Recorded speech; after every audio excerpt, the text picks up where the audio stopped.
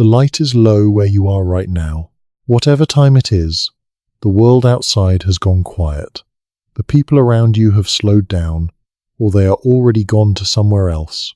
Somewhere sleep has already taken them, and you are here, listening, which means some part of you is still curious.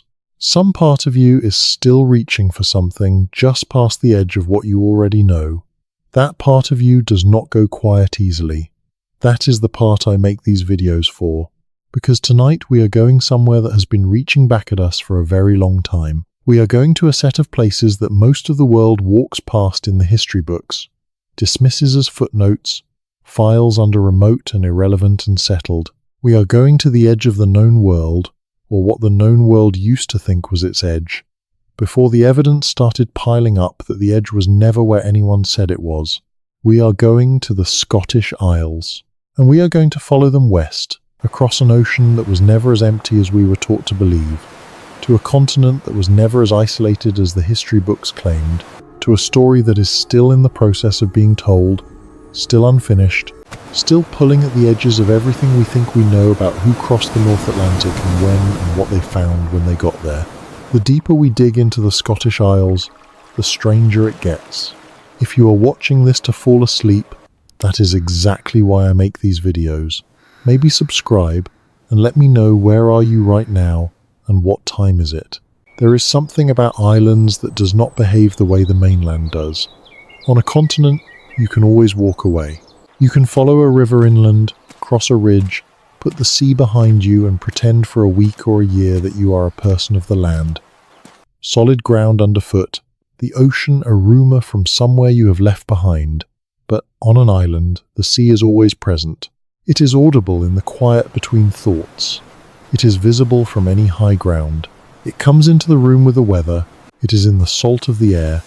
It is in the way that wood swells and metal corrodes, and everything impermanent shows its impermanence faster than it does anywhere else. You cannot pretend the ocean away on an island, and because you cannot pretend it away, island people have always understood something that mainland people have had to learn.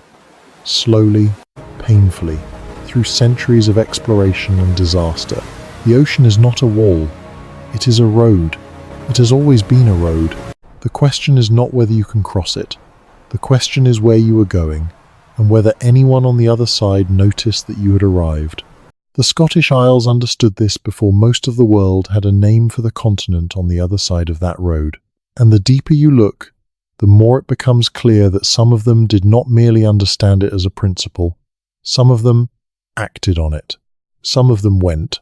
And what they found when they got there, and what came back with them when they returned, and what never returned at all, is woven into the ground of two continents in ways that we are only beginning to have the tools to read. We are going to try to read some of it tonight. Slowly, carefully, with the appropriate respect for what the evidence actually supports, and with the appropriate honesty about where the evidence stops and the questions begin, because in this story the questions are as important as anything the evidence has already answered. The open question, the unresolved finding, the thread that leads somewhere the map does not show, these are not failures. They are the living edge of the story. They are the part that is not finished yet. And this story has not finished yet. It is still happening. Still being told by the ground and the stones, and the genetic record and the oral traditions of the people who have been maintaining them across deep time. We are going to be present for a few hours of that ongoing telling. We are going to pay attention, and then you are going to sleep, and the story will continue without you, patient as always, accumulating evidence that the next generation will have to make sense of. That is how it works. That is how it has always worked. The ground knows more than the people walking on it, and every generation of walkers learns a little more of what the ground knows, and passes what they have learned to the next generation, and the story continues. Tonight, the ground we are walking on is the ground of the Scottish Isles, and the story it is telling connects to the Canadian maritime provinces and the ancient history of the North Atlantic in ways that should, if we are paying attention, fundamentally change how we understand the pre-Columbian world. Start at the very top of the chain. Start where the Shetland Islands sit in water that is equally Atlantic and North Sea, where the light in summer barely leaves and the darkness in winter barely lifts, and where on a small island in a bay south of the main island of Shetland, a structure has been standing for 2,000 years that nobody has fully explained in 100 years of serious trying. It is called Musa Broch. It stands roughly 13 meters tall. That is about 43 feet. It is circular in plan, with double walls and a staircase running between those walls in the dark, spiraling upward in a gap so narrow that you have to turn sideways in places. There is no mortar. The stones were fitted together with a precision that does not require any binding agent. Each stone was chosen and placed to carry a specific load in a specific way, keyed into the stones around it by its own shape, locked by geometry rather than adhesion. The tower has survived 2,000 years of North Atlantic winters in better condition than many medieval buildings, constructed with mortar that was supposed to hold them together for centuries. The geometry is more structurally efficient than mortar-bound alternatives. Whoever built Musa Broch understood loads and forces and the specific demands of this environment at a level that the result makes undeniable. This was not guesswork. This was accumulated and refined knowledge, applied with precision to a specific task in a specific climate. There are 512 recorded brochs in Scotland. The vast majority are in the north and the islands: Shetland, Orkney, Caithness, Sutherland, the Western Isles. Almost all are Iron Age structures, built roughly between 400 years before the Common Era and 400 years after it. None appear in any written record of their construction. No document, no inscription, no surviving oral tradition captured in written form tells us who built them, or why they were built, or what they were used for beyond the most general reconstruction from the archaeology. The craftspeople who raised these towers are as anonymous as the people of Skara Brae. They left the work and did not leave their names. The distribution of the brochs is telling. They cluster at the most exposed and most maritime sections of the Scottish coast with a consistency that cannot be incidental. The broch tradition is a coastal tradition. It was created by and for people who lived by the sea and looked at it every day. When you stand at the base of Musa Broch and look out, you see a seascape that extends without significant obstruction toward the Norwegian coast to the east and the open Atlantic to the west. A person at the top of the tower would have been able to see ships approaching from either direction at a distance of several miles. This visibility would have had value in a world where maritime traffic was a source of both trade and threat. But it would also have had a communicative function. Anyone approaching by sea would know, several miles before arriving, that the coast ahead was inhabited and organized. The standard explanation for brochs is defensive. They were towers, and towers in the ancient world have commonly been used defensively. This is probably true in part, but the purely defensive explanation does not account for the investment. Building Musa Broch required an extraordinary concentration of sustained human labor, directed by someone with the architectural knowledge to maintain structural integrity across the full height of a double-walled tower. This investment does not happen without a reason that justifies it, and the reason has to be worth the cost. One reason that has not been adequately explored is communication. The brochs are positioned to be seen from the water.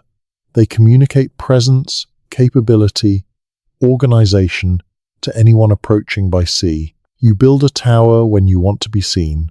You build it well when you want to be taken seriously by the people approaching from the direction you are facing. What was approaching by sea in the Iron Age Shetland waters that made it worth building towers to signal to? We know that Roman goods reached Orkney through exchange networks that connected the northern communities to the Roman world. We know the communities of the Scottish North had trade connections to Ireland and to Scandinavia. The North Atlantic was not empty in the Iron Age. Something was moving through those waters. The brochs were built to be seen by it and to say something to it. The scale of the broch tradition, 512 structures along the maritime coasts, tells you something about the world the broch builders inhabited. It was a world in which maritime contact was frequent enough and significant enough to justify building large, permanent, highly visible structures along the coast. It was a world in which having a relationship with the communities approaching by sea was worth the extraordinary investment that the brochs required. It was a world in which the sea was a corridor, a connection to a wider world that the northern communities were actively engaged with. And then, around the 4th or 5th century of the Common Era, the building stopped. The existing brocks continued to be occupied and modified, but no new ones were built.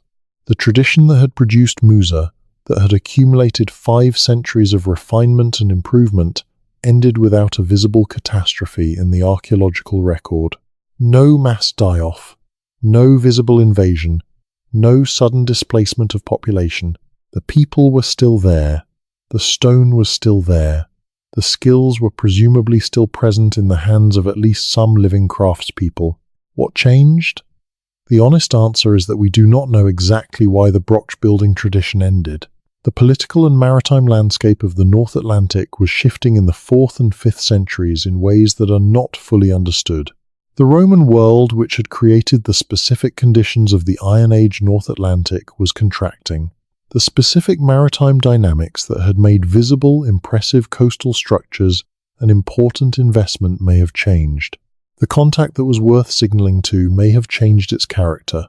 Whatever the reason, the brocks stopped being built, and their towers became questions that the landscape has been asking ever since. Very large, very well built, very durable questions, standing tall along the coasts of the far north, surveying the water that surrounds them in every direction, asking us to think more carefully about who the Iron Age communities of the Scottish North were talking to when they built these towers, and what that conversation was about, and what happened to it when the building stopped. Now come east from Shetland to Orkney, and back in time from the Iron Age to the Neolithic. Come 5,000 years before the Common Era to a bay on the west coast of the main Orkney Island, the Bay of Scale. In the winter of 1850, a storm came in from the Atlantic and stripped back a grassy dune near the shoreline, and when it passed, the people of the area found that the dune had been covering something that had been present in the ground for approximately 5,000 years, without anyone on the surface knowing it was there. A village. A complete, interconnected village, preserved in a condition that has no parallel in the archaeological record of the British Isles, and few parallels anywhere in the world. Stone furniture still in place, stone bed frames, stone shelving units beside the hearths, and at the far wall of each house, positioned to face the door, the most prominent object in the room for anyone entering, a stone dresser. 6 houses, connected by covered passages, so that residents could move between them in the deep Orkney winter without going outside. Hearths at the center of each room, drains beneath the floors, carrying waste away from the living space. An organized, deliberate, sophisticated domestic environment in which every detail reflects a community that had been thinking carefully about how to live in this specific place for a very long time. This is Skara Brae. It is approximately 5,000 years old. Its occupation falls between roughly 3,100 and 2,500 years before the Common Era, placing it before the pyramids at Giza, before Stonehenge in its final form, before virtually everything we tend to call the beginning of complex civilization. The people of Skara Brae were not primitive. They were not scratching a bare existence from the rock. They had an organized interior life visible in every detail of the houses they built. The stone dresser at the back wall is the detail that stays with you when you have been to the site. You stand in the reconstructed house, and you understand that you are looking at something that a person put objects on that they cared about. Objects they wanted to see every day. Objects they wanted visitors to see when they entered. The choice to display things is a choice about meaning, about identity, about what a life should show to the world when the door opens. The pottery of Skara Brae, the style called grooved ware because of its characteristic incised decoration, did not stay in Orkney. It moved. It appears at sites across the British Isles, including at Stonehenge. Cultural ideas do not move themselves. They move with people. The spread of grooved ware southward through Britain and Ireland across the late Neolithic is evidence of maintained, regular contact between the communities of Orkney and the communities of mainland Britain and Ireland. The Orcadian Neolithic was not isolated. It was connected. It was, in the material record of its pottery style, exporting ideas across a significant portion of the Atlantic fringe of Britain and Ireland. How far did those connections extend? We do not know. We have traced the grooved ware distribution as far south as Wessex, and as far west as the western Irish coast. We have not looked further west because we have not had reason to look further west, not because we have looked and found nothing. Around 2,500 years before the Common Era, Skara Brae was abandoned. The evidence does not suggest panic or catastrophe. The midden accumulated in the gradual way of a community winding down rather than fleeing. The people chose to leave. They organized their departure and went. Where did they go? The genetic picture of the British Neolithic is still being assembled. What is clear is that the population associated with the Neolithic monuments of Orkney was substantially diluted by the arrival of new genetic lineages associated with the Bell Beaker phenomenon around 2,400 years before, the Common Era. The Neolithic Orcadians were not simply assimilated. Their genetic signature was significantly replaced. If they were not killed in large numbers, and the evidence does not support that, they moved. The Neolithic Orcadians had boats. They were maritime people who had maintained trade connections across significant distances of water for centuries. If they moved, they could have moved across water rather than over land. A maritime departure would not necessarily leave traces in the archaeological record of the British Isles. It would leave traces wherever the people went. We have not specifically looked for those traces in the places a maritime departure from Orkney might logically go. We have not looked because the assumption has been that the pre-Columbian North Atlantic was not available to Neolithic peoples as a route. The assumption is not established by evidence. It is established by convention, and conventions change when the evidence demands it. The Ness of Brodgar, the great ceremonial complex between the Ring of Brodgar and the Stenness standing stones on Orkney, was closed around the same time that Skara Brae was abandoned. The closing ceremony involved the slaughter of hundreds of cattle in what appears to have been a massive feast, a deliberate and organized ending of a ceremonial tradition that had been maintained for 500 years. The people who held that ceremony knew they were closing something. They understood that what they were doing was final. And then they left the monument to stand as a statement of what had been, and they went somewhere that the island of mainland has not yet revealed. People do not just evaporate, they go somewhere. And when an entire culture disappears from its archaeological context without a clear successor population in the same place, the question of where they went is not idle curiosity. It is a real historical problem with a real answer that we have not yet found. Come now to the coast of the Western Isles, to the island of Lewis, to a promontory above Loch Roge on the west coast, where a monument has been standing for approximately 5,000 years, and where the most demanding of the questions the Scottish Isles are asking becomes visible in stone, the Callanish stones. 13 stones in the main ring, around a central monolith over 4 meters tall, a north-south avenue of 19 stones extending from the ring, shorter rows running east, west, and south, making the entire arrangement cross-shaped when seen from above, with the circle at the center. This cruciform plan is unique in the British Isles. Nothing else was built quite this way. Callanish sits at 58 degrees and 12 minutes north latitude. At this specific latitude, once every 18.6 years, when the moon reaches its most southerly extreme in the cycle astronomers call the major standstill, it barely clears the southern horizon. It skims along the tops of the hills to the south, appearing to walk across the landscape in a way that only happens at this latitude at this specific moment in the 18-year cycle.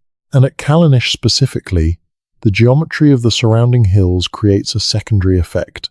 The moon at major standstill appears to enter the stone circle from the south, to descend into it, to be received by the stones. People who have witnessed this event describe it in terms that make clear the alignment is not approximate. The moon does not merely rise near the stones, it enters them. The geometry was designed for exactly this. To build this alignment required knowing about the 18.6-year cycle in enough detail to plan the construction around it. To know about the cycle required observing the moon's movements across at least one full cycle, which takes 19 years. and probably several cycles to confirm the pattern and work out the precise geometry required to capture it in permanent stone. The observation was multi-generational. The knowledge it produced was then applied to a construction that was also multi-generational. The entire project, from the first systematic observations to the completion of the monument, spanned at minimum several human generations. This is sophisticated science. Not science in the modern sense of written methods and peer review, but science in the fundamental sense of systematic observation producing knowledge that is then applied to a practical problem. The problem the builders of Callanish were solving was how to create a permanent record of a recurring astronomical event that takes 19 years to complete, so that future generations could know when it would happen again without having to observe it from the beginning. The solution they produced has been working correctly for 5,000 years. The 18.6-year lunar cycle has navigational significance as well as ceremonial significance.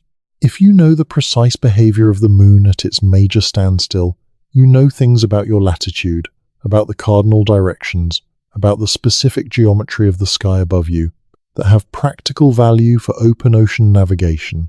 A culture that has encoded this knowledge in a permanent monument has created a navigational reference that does not require the monument to be present to be useful. Once the cycle is understood, it can be applied anywhere the moon is visible. The astronomical knowledge embedded in the Callanish stones is navigational knowledge, among other things. It is the kind of knowledge that a maritime culture, surrounded by the North Atlantic on all sides, would develop and find valuable for purposes beyond the ceremonial. The people who developed it were maritime people. Lewis is an island. The sea is visible from every high point. The Atlantic is the defining presence of the landscape. The communities that built Callanish were not landlocked scholars working on an abstract intellectual problem.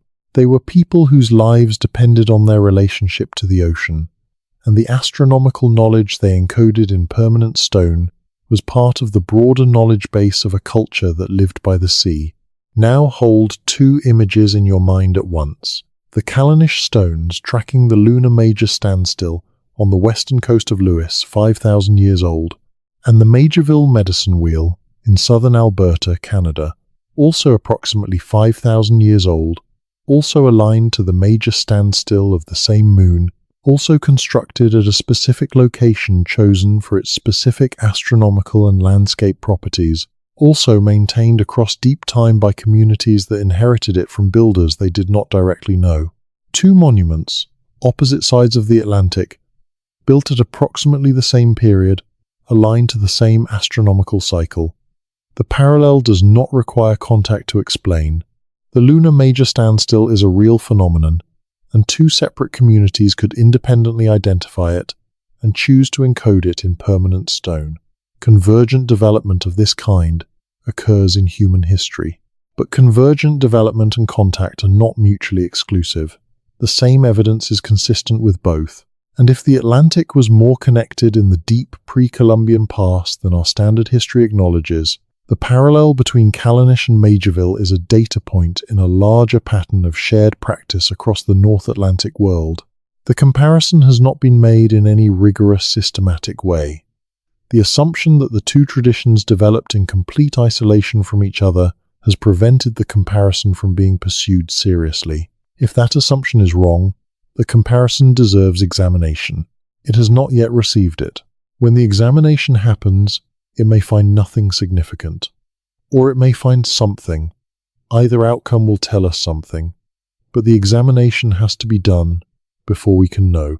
The deeper we dig, the stranger it gets. Come now to Sraint Kilda, because Sraint Kilda represents something that goes beyond the archaeological and into the sociological and the human story of Sraint Kilda.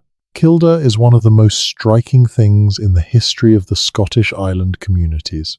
Sraint Kilda sits 41 miles west of the main Outer Hebrides in open Atlantic water. The main island, Herta, rises to cliffs over 900 feet above the sea. The gannet colony on the sea stack of Stachanarmin is the largest gannet colony in the world.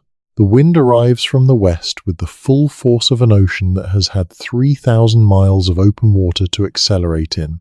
People lived there for approximately 2,000 years, possibly longer.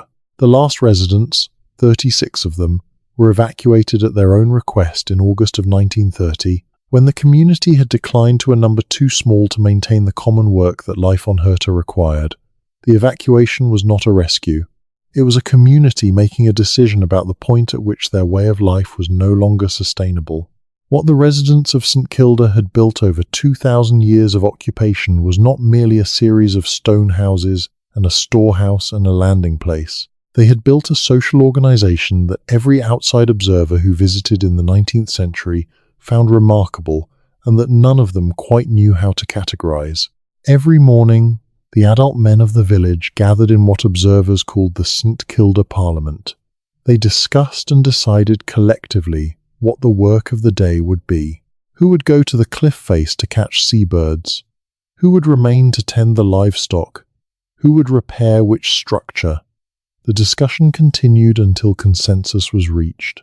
There was no chief, no hereditary authority, no single voice that could end the discussion by command. There was only the community, deciding together what the day required of it. This was not a quaint, primitive practice. It was a sophisticated and effective governance structure adapted to the specific conditions of an extremely small, extremely isolated community in which the failure of any individual to contribute their full share of the common work could put the whole community at risk. The consensus model was not inefficient. It was necessary. It was the specific adaptation of a community that could not afford the kind of governance failures that larger mainland societies could absorb. When the Street Kildans were evacuated and dispersed into mainland Scotland, this governance tradition had nowhere to go. It was specific to the conditions of Herta, to the scale of the community, to the specific challenges of life on that particular island. In the towns and villages of the Scottish mainland where the evacuees settled, it was simply a memory of how things had been done on the island. The tradition died with the community. This is one of the recurring tragedies of the history we are tracing through the Scottish Islands. Knowledge that was specific and real and accumulated over centuries, not abstract or theoretical but practical and embodied and adapted to specific conditions, does not survive the dispersal of the community that held it. It cannot be adequately written down because the writing captures the form but not the function, the words but not the understanding. It requires practice in the specific context in which it was developed. Remove the context and the knowledge goes with it. The people of North Rona knew this too in their way. North Rona is a small island roughly 45 miles north of the Butt of Lewis, about 3 miles long and a mile wide, with no trees and no soil deep enough for significant agriculture. People lived there continuously for approximately 2,000 years. The last known inhabitants died in 1730 from a combination of a rat infestation that destroyed their food supply and a failure of the rescue mission that might have saved them.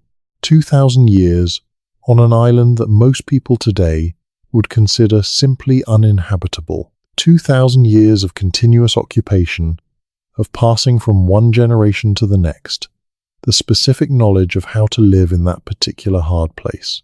And then, in the space of one terrible winter, gone. What did the people of North Rona know? They were 45 miles from the nearest other inhabited island, in a community small enough that everyone knew everyone from birth. They fished in open Atlantic water. They had boats.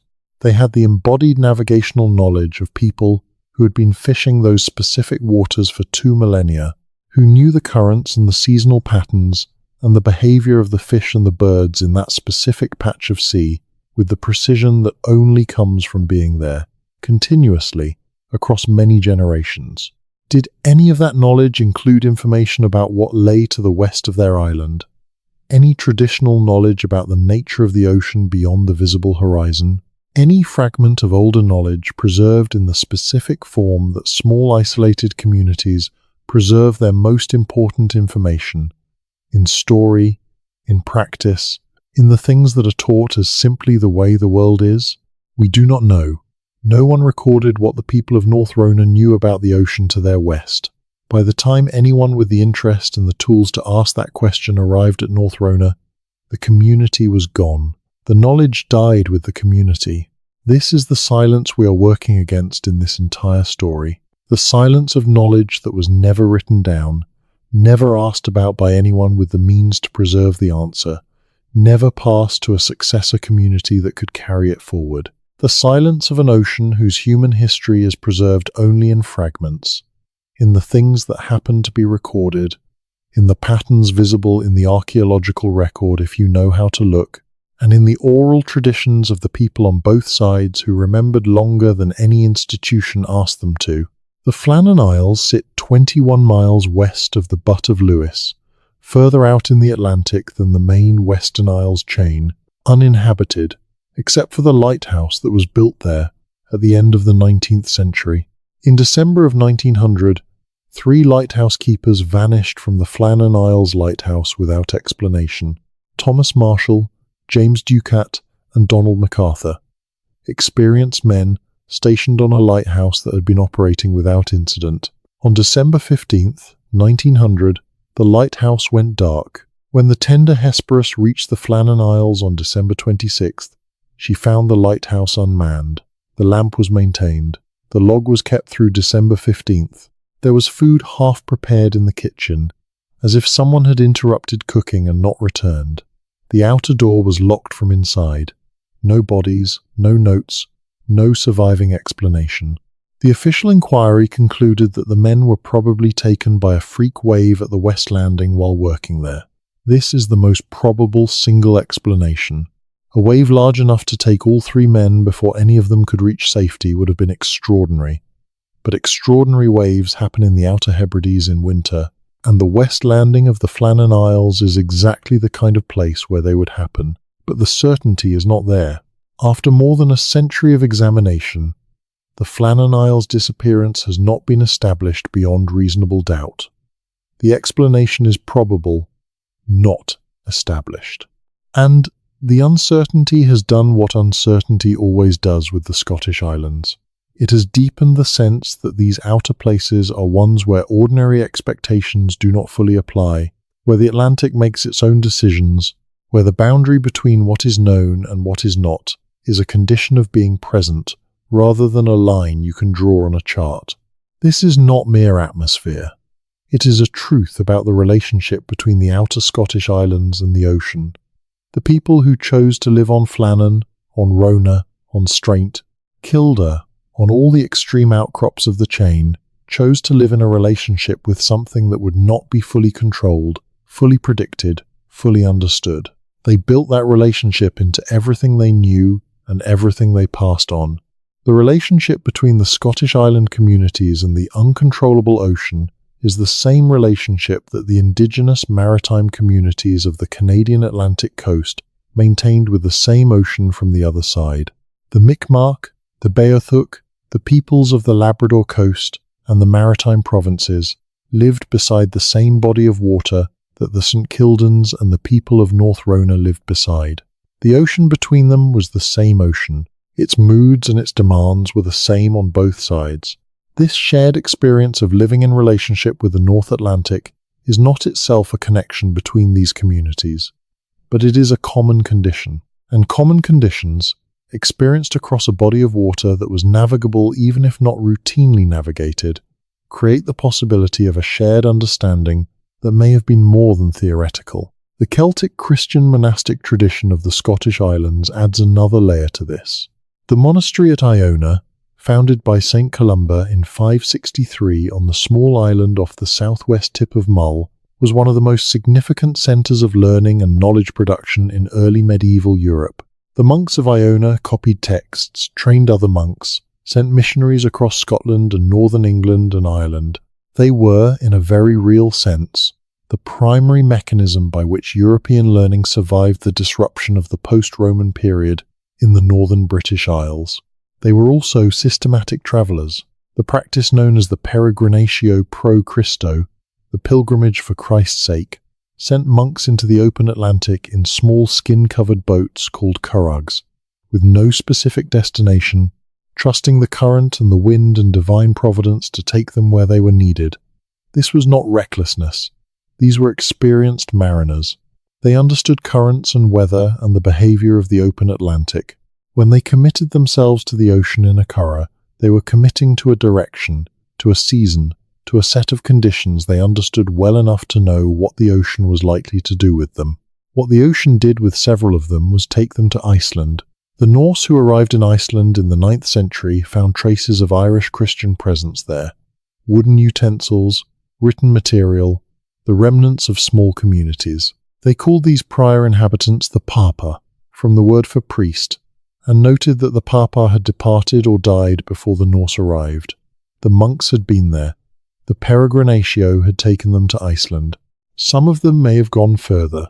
Tim Severin built a curragh matching the descriptions in the medieval Irish literature and sailed it from Ireland to Newfoundland in 1976 and 77, following the stepping stone route through the Faroes, Iceland, and Greenland. The crossing took 2 seasons. The boat performed well. The ocean crossing was possible in this type of vessel. The question of whether it was done before Columbus has not been definitively answered.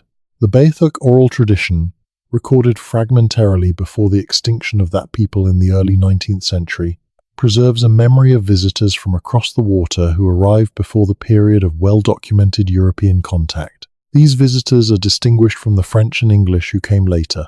They are remembered differently. They are associated with different objects and described in different terms. The Beithuk are gone. Shanna-Dithit died in 1829. With her, the last clear thread of Beithuk oral tradition was severed. What was recorded before her death is fragmentary and filtered through the understanding of people who were not asking the questions about pre-contact Atlantic history that we would now know to ask. We have the fragments. The fragments suggest something, and the something has not been satisfactorily explained by any account that does not involve some form of pre-Norse or Norse period contact between the peoples of the North Atlantic and the indigenous peoples of Newfoundland. Now go to Staffa, one of the Inner Hebrides Islands off the west coast of Mull, where geology and acoustics combine in a way that connects the Scottish Islands to the broader North Atlantic story in a specific and underappreciated way.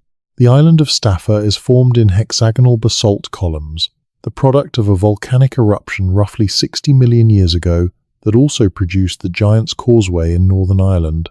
The same lava system, the same cooling process, the same mathematical regularity of hexagonal cracking as the lava contracted from the outside in. The columns stand vertically, dozens of feet tall, and a sea cave called Fingal's Cave opens at their base at sea level, so that the Atlantic enters it directly with each wave.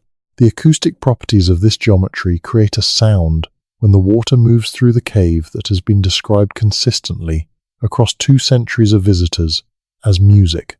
Not music like, music. A sound so organized and so resonant that the human ear cannot receive it as accidental. Felix Mendelssohn heard it in 1829 and wrote his Hebrides Overture afterward, saying that the cave had given him something he could not have composed himself. Joseph Banks, visiting in the 18th century, said it surpassed anything he had seen anywhere in the world. Before any of these famous visitors, the cave was simply there, known to the people who lived on the nearby islands, part of their acoustic landscape, part of the ongoing conversation between the ocean and the land that the people of these islands lived within. The field of archaeoacoustics has been demonstrating, across multiple research programs and multiple continents, that prehistoric peoples across many cultures chose locations with specific acoustic properties for specific purposes. The reverberant properties of the Stonehenge site have been studied. The standing waves inside the chamber at Newgrange have been mapped. The acoustic signatures of painted cave sites in the Pyrenees have been analysed and found to correlate with the density of painted images, suggesting that the places where the sound was most intense were also the places where the images were most concentrated. Whether Fingal's Cave was ever used ceremonially by the people who lived on the nearby coasts, we cannot say. But the sound it makes was part of the landscape of the Scottish island communities, and landscapes are never irrelevant to the communities that live within them. The basalt formations of Staffa are connected geologically to basalt formations in Iceland, in the Faroes, in isolated sections of the Canadian maritime coast. The same ancient volcanic processes that made Staffa's columns made connected expressions across the North Atlantic ridge. The geology of the North Atlantic is a connected system. The islands that rise above its surface are the visible peaks of a connected architecture that unites them in ways that no single island's residents would have known about, but that are real in the physical structure of the world. Now we need to talk about the Picts. Because the Picts are one of the most significantly underdocumented cultures in early British history, and their presence in the Scottish Islands connects to the broader story we are following in ways that deserve careful attention. The Picts occupied most of what is now Scotland north of the Fourth Clyde Line from at least the 3rd century of the Common Era through the 9th, when their political identity was absorbed into the expanding Kingdom of Scotland and their name disappeared from the written record with a suddenness that historians have been trying to explain ever since. We know they were real. The Romans wrote about them with a respect that bordered on exasperation. The Picts fought the legions often enough and effectively enough that the empire built Hadrian's Wall and then the Antonine Wall, partly because subduing the northern peoples was more expensive in blood and treasure than the results. Justified. The Picts maintained their independence from Rome, which is a significant achievement in a period when Rome was subduing populations across a very large portion of the world. We know they had an artistic tradition of considerable sophistication, visible in the carved symbol stones they left across northern Scotland and the islands. Roughly 300 of these stones survive. They carry a repertoire of symbols, abstract geometric forms including Z-rods, V-rods, double discs, and combs and mirrors, representational images of animals, fish, birds, and human figures, and occasionally what appear to be narrative scenes. The symbols appear in consistent combinations across a geographic range of several hundred miles and across a time span of several centuries. This consistency is the detail that matters most. You do not get this level of consistency in symbol use across hundreds of miles of territory over several centuries without a communication system that maintained the conventions. The symbols were shared. They were agreed upon. They were used with intent by a community that was in sufficient contact across its territory to maintain the conventions of a complex visual system. Many researchers have argued that the Pictish symbols constitute a genuine writing system, a set of signs encoding specific, meaningful content readable by people who shared the convention. Other researchers argue they are heraldic devices, markers of family or political identity. Both sides have produced serious work with real evidence. Neither has won the debate, because the symbols have not been deciphered. We cannot read the Pictish symbol stones. We have approximately 300 examples. We have been studying them for over 2 centuries. We have applied statistical analysis, computational methods, comparative approaches drawing on decipherment theory from other symbol systems. None of these have produced an agreed-upon reading. This is not a failure of the researchers. It is an indication of the genuine difficulty of the problem, and possibly of the fact that the symbol system encodes content in a way that does not straightforwardly match the assumptions we bring to it from other decipherments. The Pictish symbol stones appear in the islands. They appear in Orkney and Shetland, at the edges of the Pictish world, which tells you that the symbol tradition was maintained across a maritime culture, that the conventions the symbols depended on were consistent enough across the water to be maintained between island communities separated by sea. There is an informal body of scholarship that has noted structural similarities between certain Pictish symbols and symbol systems found in the pre-contact North American archaeological record.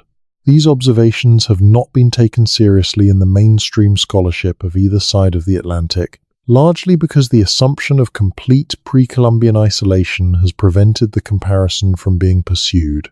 If that assumption is wrong, the comparison deserves rigorous examination. The examination has not been done. The question is real. When it is asked seriously and investigated rigorously, the result will be significant, whether it finds connection or confirms isolation. The Norse came to the Scottish Islands in the late 8th century as raiders and then as settlers. Their settlement of Orkney, Shetland, and the Western Isles was thorough enough to change the linguistic character of the islands, to produce a mixed Norse-Celtic culture documented in sagas and place names and family traditions that persist into the present, and to insert the Scottish Islands firmly into the broader Norse world of the North Atlantic.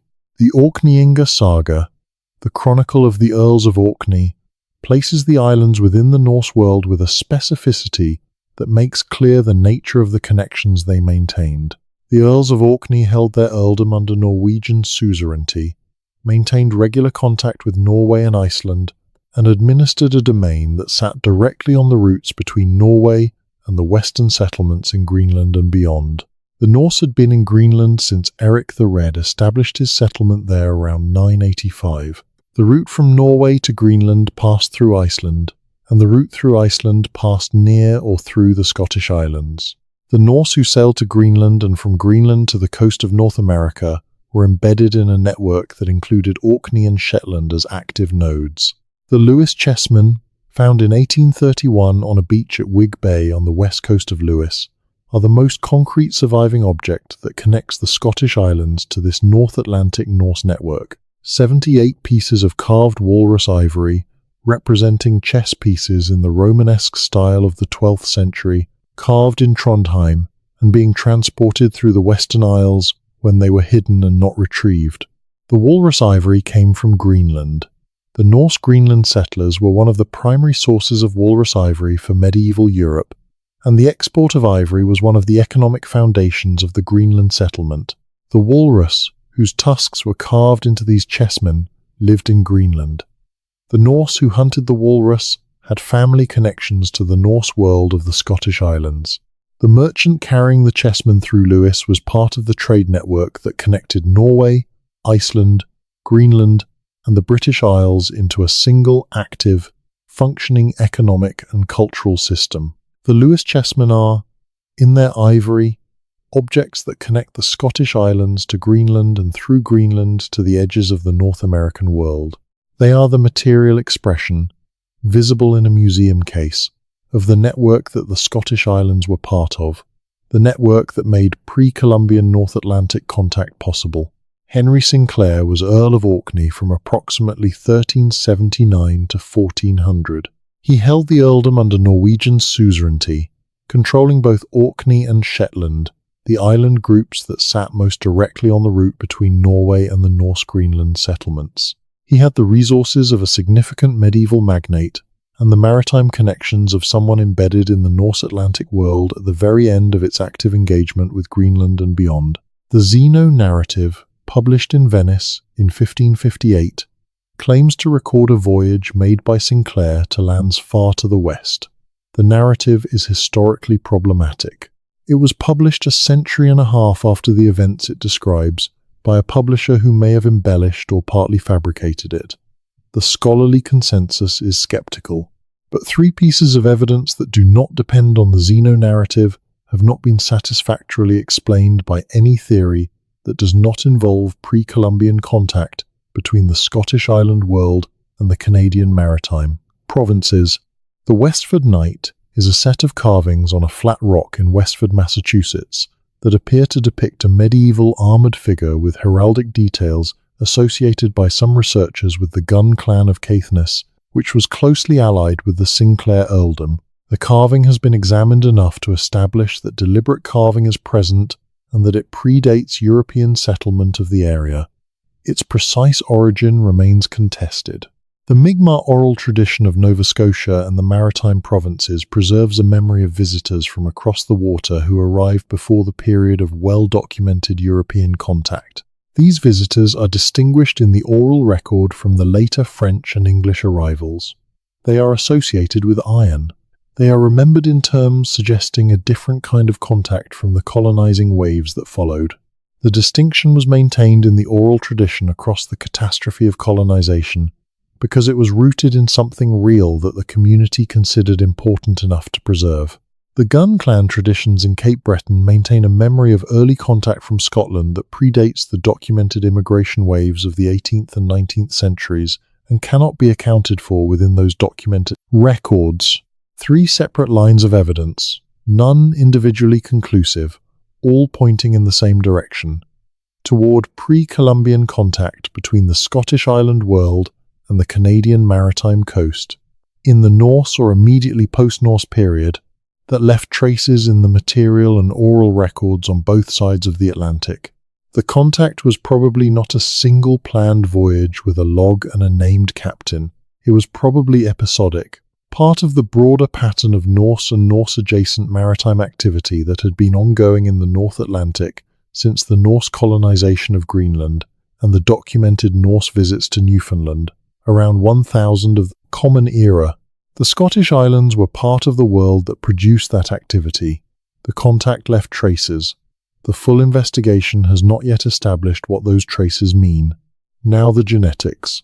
Ancient DNA research has transformed what is possible to know about the deep history of human populations. The ability to extract and sequence genetic material from skeletal remains thousands of years old, to trace migration routes through patterns of genetic variation, to identify the relationships between ancient populations that the material record alone cannot reveal, has produced finding after finding in the last decade that has required the revision of established assumptions about who went where and when. In the North Atlantic context, the findings are still accumulating. The population history of Greenland, including the genetic relationship between the Norse settlers and the Thule Inuit, is being understood in new ways. The deep population history of the Canadian maritime coast is being traced through ancient DNA from pre-contact sites. The genetic legacy of Norse settlement in the Scottish Islands is being understood in detail that the historical record alone could not provide. The haplogroup X puzzle sits at the intersection of these investigations. Mitochondrial haplogroup X traces descent through the maternal line. It is found at low frequencies in European and Middle Eastern populations, and at elevated frequencies in a specific variant called X2A in indigenous North American communities, specifically the Ojibwe and related Algonquian peoples of the Great Lakes region. X2A is not found in Siberia. This is the puzzle. The main migration waves into the Americas came from northeastern Asia via the Bering Land Bridge, and the source populations for those migrations are detectable in the genetic signatures of modern Siberian communities. If X2A had entered the Americas via the Bering route, it should appear in the Siberian populations it would have passed through. It does not. 3 explanations have been seriously proposed. First, X2A entered in an early migration before modern Siberian populations were established, and Siberian populations have since lost X2A through random genetic drift. Second, X2A was present in a founding Bering population that split, with X2A going west to America and the Siberian populations losing it after. Third, X2A entered the Americas by a North Atlantic route from populations carrying haplogroup X in the pre-Columbian past. The Celtic populations of the British Isles, including the Scottish island communities, carry haplogroup X at elevated frequencies. The Norse populations of Scandinavia and Iceland carry haplogroup X. If any pre-Columbian crossing of the North Atlantic by Celtic or Norse-adjacent maritime peoples left a genetic trace in indigenous North American populations, the trace would be consistent with what we see. This is not proof of anything. The data is consistent with multiple explanations, and the correct one has not been established. But the haplogroup X distribution is real, it is published in peer-reviewed literature, and it has not been satisfactorily explained. The question is real, and it points directly at the intersection of Scottish Island and pre-Columbian North American history that this documentary has been tracing. When the ancient DNA from the right populations and the right time periods is assembled and analyzed with these questions in mind, the puzzle will either be resolved by one of the existing explanations or will require a new one. Either outcome will be significant. The research is within technical capacity. It has not been done because the question has not been taken seriously enough to fund it. That is changing. Now let us go to the drowned coastlines, because the geology of the North Atlantic in the deep past adds another layer to this story that is specific and real and underappreciated. Between roughly 20,000 and 7,000 years before our era, the sea level was rising. The ice sheets of the last glaciation were melting, returning to the ocean the water they had locked up as ice. At the peak of the Ice Age, the sea level was roughly 120 meters lower than it is today. The continental shelves that are now submerged were above water. The coastlines were different. The islands were bigger. The continental shelf west of the Scottish Hebrides was above water during this period. What is now Atlantic seabed between the Hebridean coast and the edge of the shelf was habitable land. People lived there. We find their traces occasionally when storm action or erosion exposes the old ground surface. Stone tools, animal bones, hearths, the remnants of camps on a coast that no longer exists above water. The continental shelf east of Nova Scotia and Newfoundland was also above water. The same kinds of traces appear when conditions allow examination. People who lived on the exposed Grand Banks and the Scotian Shelf in the period of lower sea levels were living in a world that was being taken from them incrementally as the ocean rose at rates perceptible within a single human lifetime. On both sides of the Atlantic, the people of the post-glacial period were watching their coastal world disappear under rising water. On both sides, they had been living in landscapes that the ocean claimed over thousands of years of gradual flooding. In Australia, researchers have documented at least 18 Aboriginal oral traditions that preserve accurate geological information about the sea level rise at the end of the last ice age, describing the flooding of land that is now underwater in terms that correspond to the actual geography of the submerged Australian continental shelf. The accuracy of these accounts across 7,000 to 10,000 years represents the longest continuously verified oral historical record in the world. If one human community can maintain accurate geological memory across 10,000 years, there is no principled reason why communities on other sides of the world could not do the same. The Mi'kmaq traditions that describe the pre-contact landscape of the maritime provinces, the Haida traditions that describe a larger coastline to the west of the current Haida-Gwaii shoreline, the traditions of Labrador coast peoples describing a world in which the land extended further east than it does today, all of these may be preserving real geological memory of real geological events. The flood traditions of both sides of the Atlantic have not been studied with the same systematic attention that the Australian traditions have received. They have not been compared to the available geological data with the same rigor. They have not been taken seriously as evidence about real events because the assumption that Indigenous oral traditions are mythology rather than historical record has dominated the scholarly framework. That assumption is eroding. The Australian precedent has demonstrated that oral traditions can preserve accurate geological information across spans of time that dwarf everything we call recorded history. The implication is that similar traditions from other parts of the world deserve the same serious engagement. When the Mi'kmaq traditions describe visitors from the East in the pre-contact period, those traditions deserve to be read with the seriousness we now apply to Australian geological memory. When the Haida describe a different coastline, they may be describing real geography that existed before the current coastline was established. The evaluations of these traditions against the available geological record have not been done systematically. They are beginning, slowly, in research programs that bring together Indigenous knowledge holders, archaeologists, geneticists, and geologists to ask questions that no single discipline can answer alone. The results of that work will be among the most significant contributions to the history of the pre-Columbian North Atlantic in the coming decades. Come back now to the Scottish island communities themselves, to the specific texture of life in these places over the long sweep of their occupation, because the human reality of the island communities is part of the story in ways that the archaeological and genetic evidence alone cannot convey. The machair is the specific habitat that forms on the windward western coasts of the Hebrides, where centuries of shell sand blown in from the Atlantic beaches have been mixed with the thin island soil to create a thin but distinctive coastal grassland, brilliant with wildflowers in summer, brilliant because the calcium-rich shell material makes possible a richness of botanical life that the underlying acidic peat could not support. The machair is literally made of the Atlantic's deposits. It is the Atlantic land, the part of the island that belongs to the sea as much as to the land.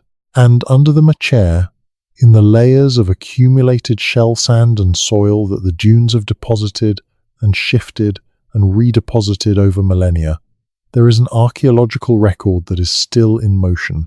The dune systems are mobile. They move over time as the wind moves them, exposing archaeological material that was buried and recovering material that was previously accessible. The archaeology of the machair is not a fixed record that can be excavated and filed. It is a dynamic record, revealing itself on its own schedule, without reference to the schedules of the researchers who would like to examine it. What has been found in the machair over decades of investigation includes evidence of human occupation at densities and in time periods that the conventional understanding of Hebridean prehistory does not fully account for. The Western Hebrides were not marginal. They were the front edge of the Atlantic world, the part of the British Isles that faced the ocean most directly, that felt the Atlantic's deposits and its weather and its seasonal rhythms most completely, and they were inhabited across deep time by communities that understood where they were and what the ocean in front of them meant.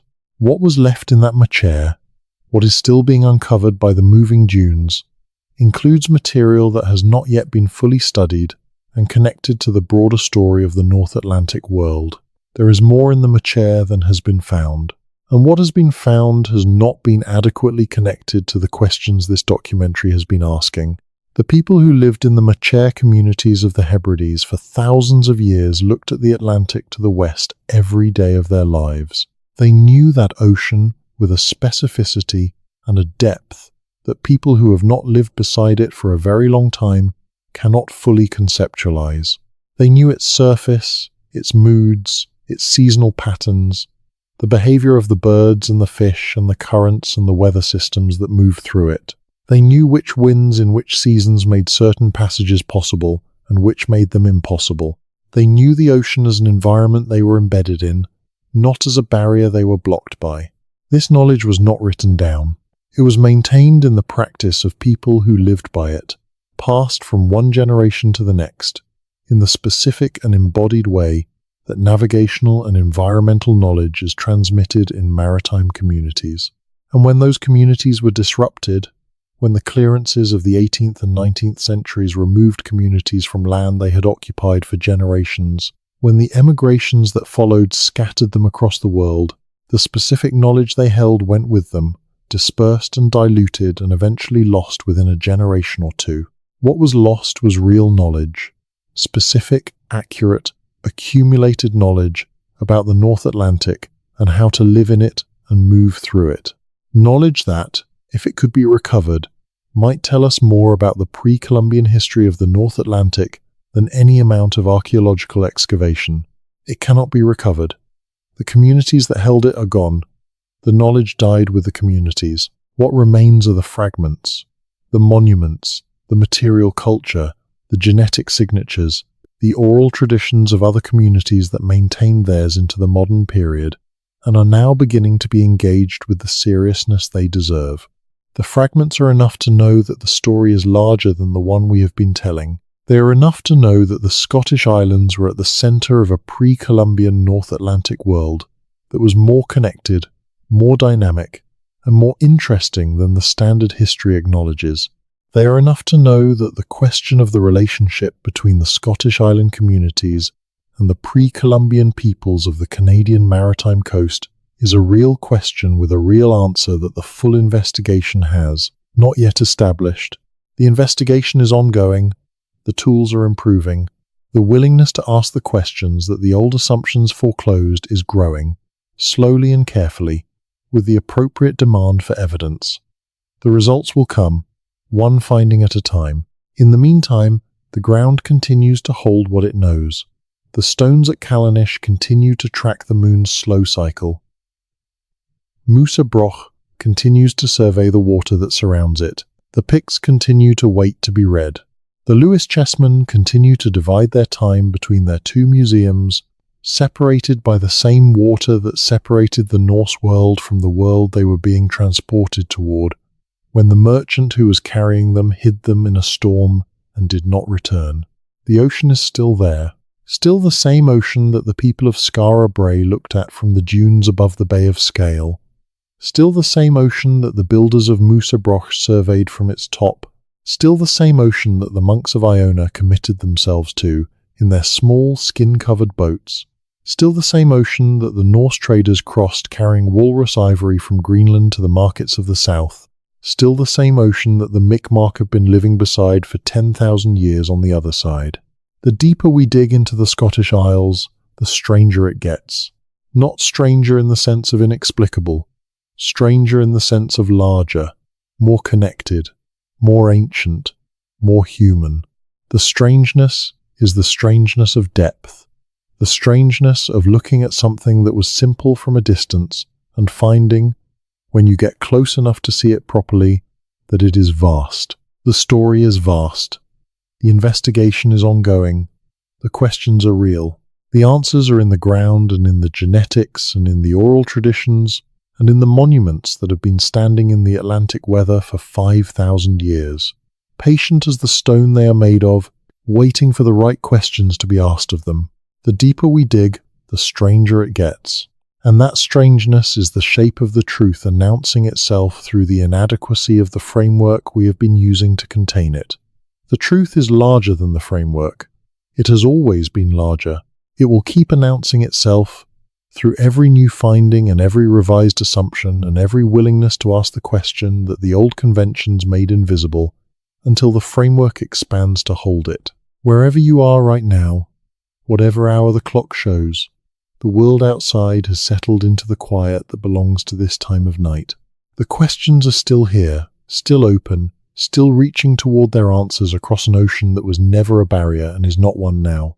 The Scottish Isles are out there in the dark, Musa Broch still standing, the Callanish stones still tracking the moon, the Picts still waiting to be read, the Lewis chessmen still in their two cities, the Machair still accumulating the Atlantic's deposits, still covering and uncovering what the ground holds, the ocean still running in both directions, rowed in both directions, patient as it has always been. Sleep well. The story will still be here when you wake. It will be a little larger, a little stranger, a little more real than it was when you closed your eyes, because it always is. If you made it this far, thank you for staying with this. If this kind of slow, deep, patient excavation of the history we thought we already knew is what helps you fall asleep, subscribe and ring the bell, and leave a comment below telling me where you are watching from and what time it is. I read every one. The next video is already waiting for you. There is a particular quality to the silence in the Hebrides at night that people who have not been there find difficult to believe exists in the modern world. You are not in the silence of a forest, or of a desert, or of a snow-covered field. You are in the silence of a place that has had human beings living in it for 5,000 years.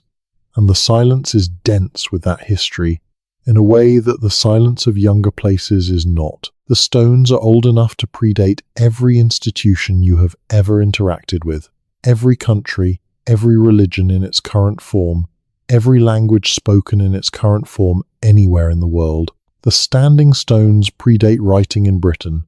They predate the Roman occupation by 3,000 years. They were already ancient monuments when Julius Caesar was born. Whatever the people who built them were, they were not primitive in any sense that the word usefully communicates. The word we need for the Neolithic communities of Orkney and the Western Isles is not primitive. The word we need is different. Different in the ways they organize their knowledge of the world, different in the tools they use to encode and transmit that knowledge, different in the relationships they maintained between their communities and the landscape and the ocean.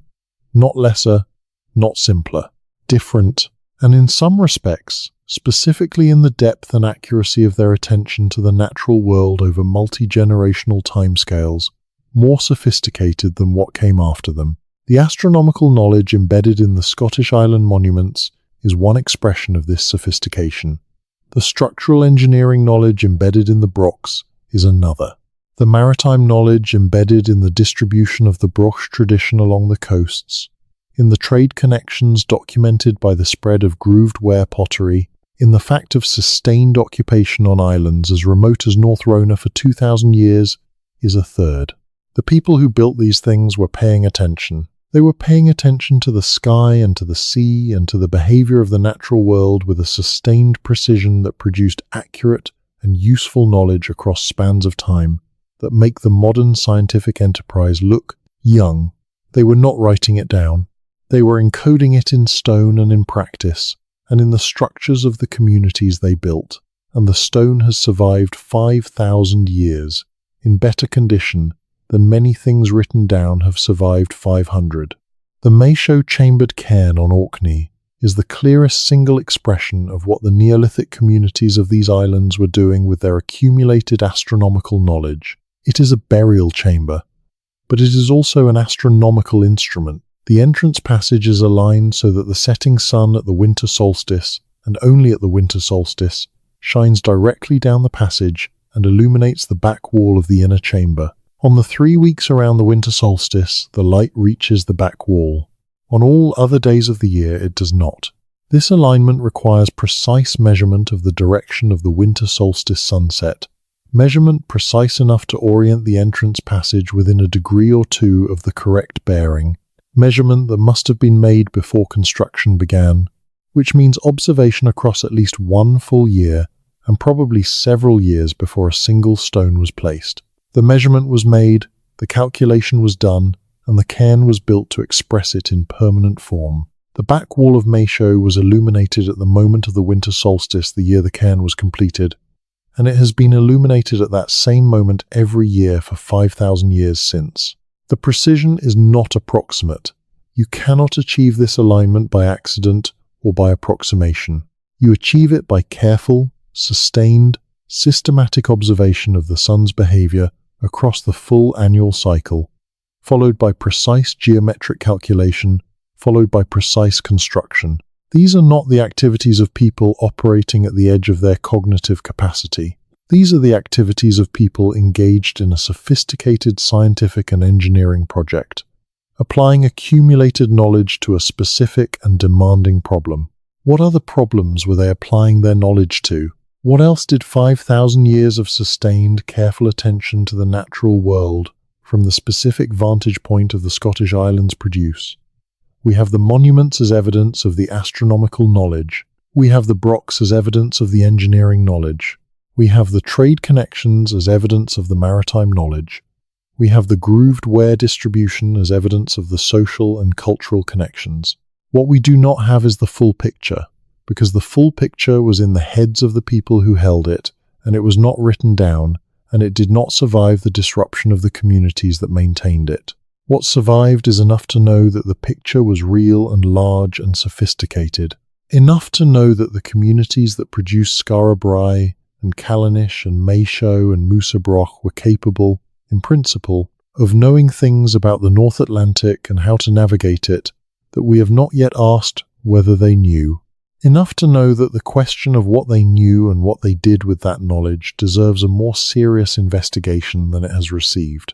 And enough to know that when we find, on the other side of the North Atlantic, at approximately the same period, monuments that are aligned to the same astronomical cycles and communities that are maintaining similar practices of collective governance and astronomical observation, the coincidence deserves to be examined rather than assumed away. The maritime archaic tradition of the Canadian maritime coast is the closest thing on the North American side to what we have been describing on the Scottish island side. The maritime archaic people were maritime hunter-gatherers who occupied the coasts of Newfoundland, Labrador, and the maritime provinces for approximately 6,000 years, from roughly 7,000 to 3,500 years before our era. They were sophisticated maritime people, using seaworthy boats to exploit the offshore marine resources, maintaining trade connections that extended hundreds of miles along the coast, and producing a material culture of considerable complexity and evident social organization. The maritime archaic are best known from the archaeological site at Port O'Shoy in Newfoundland, where a burial ground containing more than 120 individuals has provided detailed information about their material culture and mortuary practices. The grave goods include tools made from materials that could not have been obtained locally, evidence of trade connections extending across a very large geographic area. The individuals buried there were well-nourished, physically robust, and living lives that were demanding but not desperate. The maritime archaic tradition ended around 3,500 years before our era, approximately the same period that Skara Brae was abandoned. The people did not disappear. The tradition, the specific form of maritime culture that had been maintained for 6,000 years along the northern Atlantic coast, was transformed, reorganized, replaced by successor cultures that drew on different traditions and different relationships with the sea. Both transitions, the Orcadian Neolithic and the Maritime Archaic, happened at approximately the same time. Both involved the replacement or transformation of a long-established maritime culture. Both left questions about where the people went and what happened to the specific knowledge they held. Neither has been satisfactorily explained by the available evidence from within its own geographic context. Whether the two transitions are related, whether what ended on one side of the Atlantic and what ended on the other side were in any way connected, is a question that has not been seriously asked because the assumption of Atlantic isolation has made it seem obviously unnecessary. But the timing is real, the parallel is real, and the assumption that made the question seem unnecessary is being tested by the accumulating evidence of a more connected pre-Columbian North Atlantic than the assumption allows. Now, let us go further into the Norse period, into the specific dynamics of the Norse Greenland settlement and its collapse, because the collapse of the Norse Greenland settlement is one of the most interesting and underappreciated mysteries of the North Atlantic world, and it connects to the Scottish island story in ways that have not been adequately traced. The Norse had been in Greenland since Eric the Red arrived around 985. By the end of the first millennium of the Common Era, there were two main settlements: the eastern settlement near the southern tip of Greenland and the western settlement further north, at approximately the same latitude as mid-Norway. At their peak, these settlements held perhaps 4,000 or 5,000 people, organized in a society that maintained a bishop, a cathedral, a dozen or more parish churches, and regular contact with the Norse world via Iceland.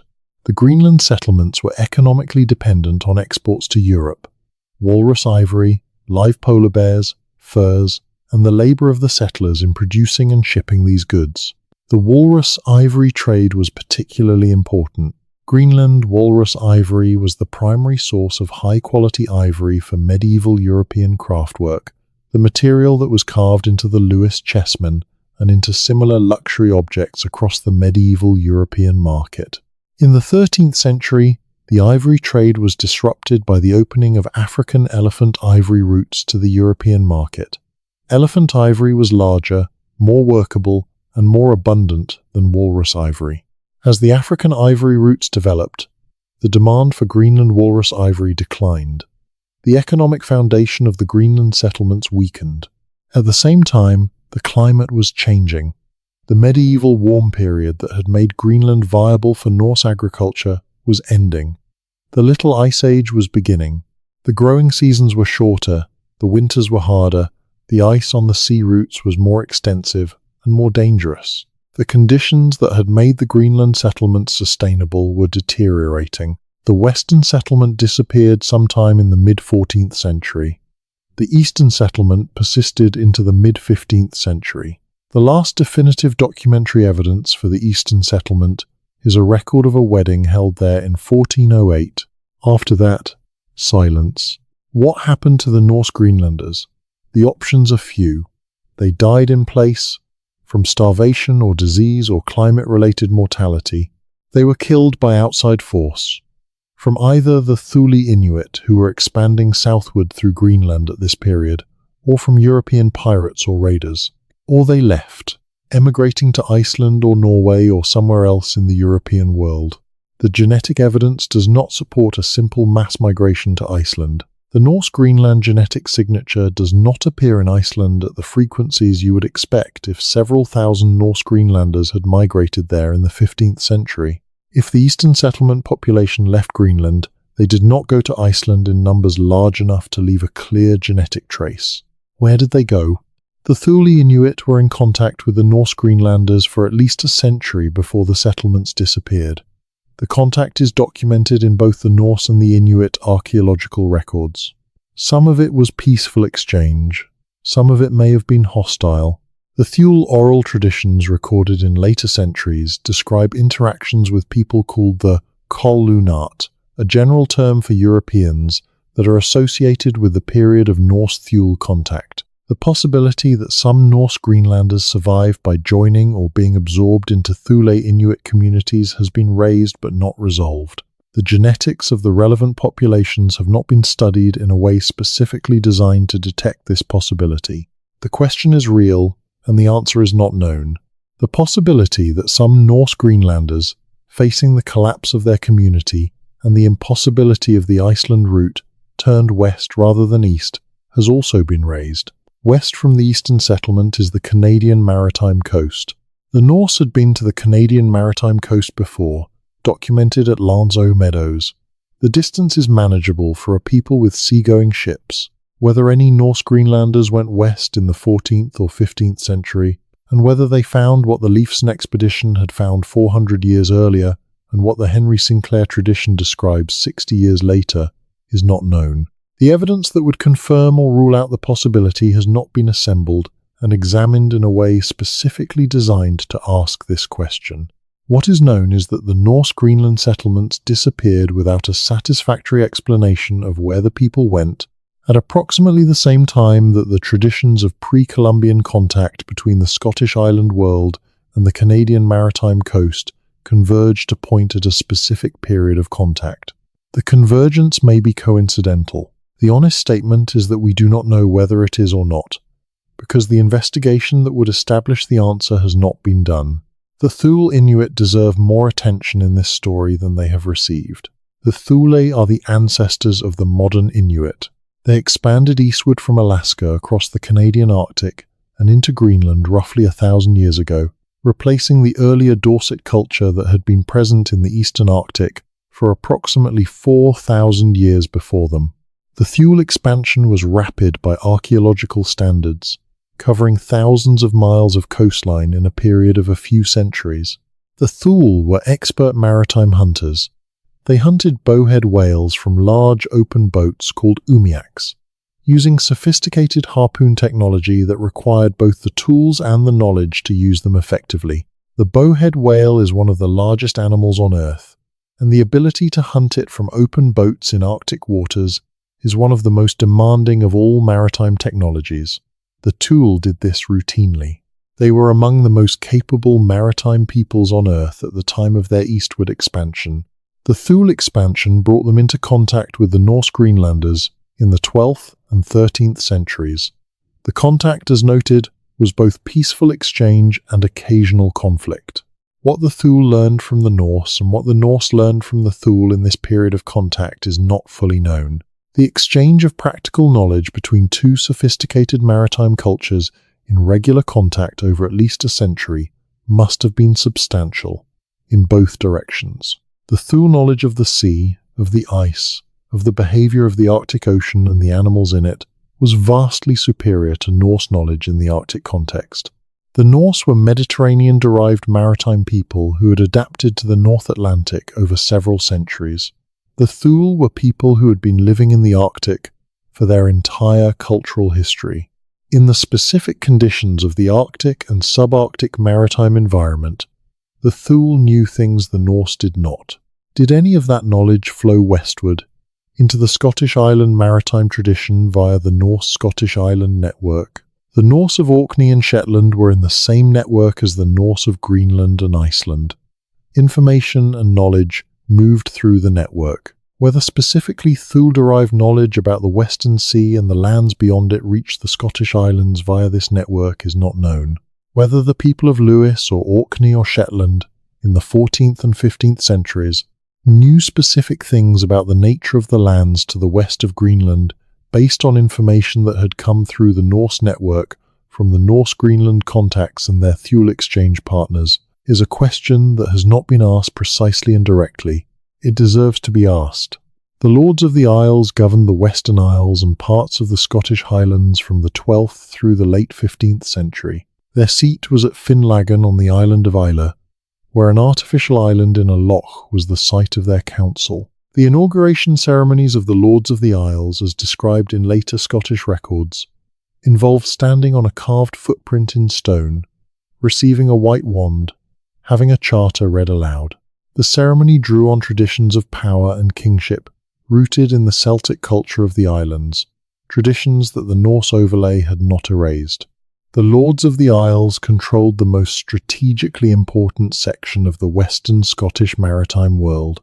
Their territory gave them control over the sea lanes between the western Scottish coast and island, over the access to the southern Hebridean Islands, over the resources of one of the most productive maritime environments in the British Isles.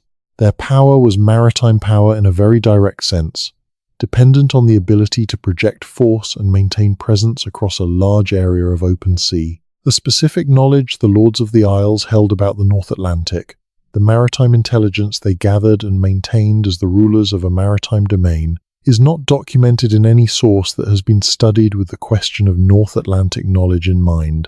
The Orkneyinga saga documents Norse Orkney. No equivalent source documents the Lords of the Isles in the same detail.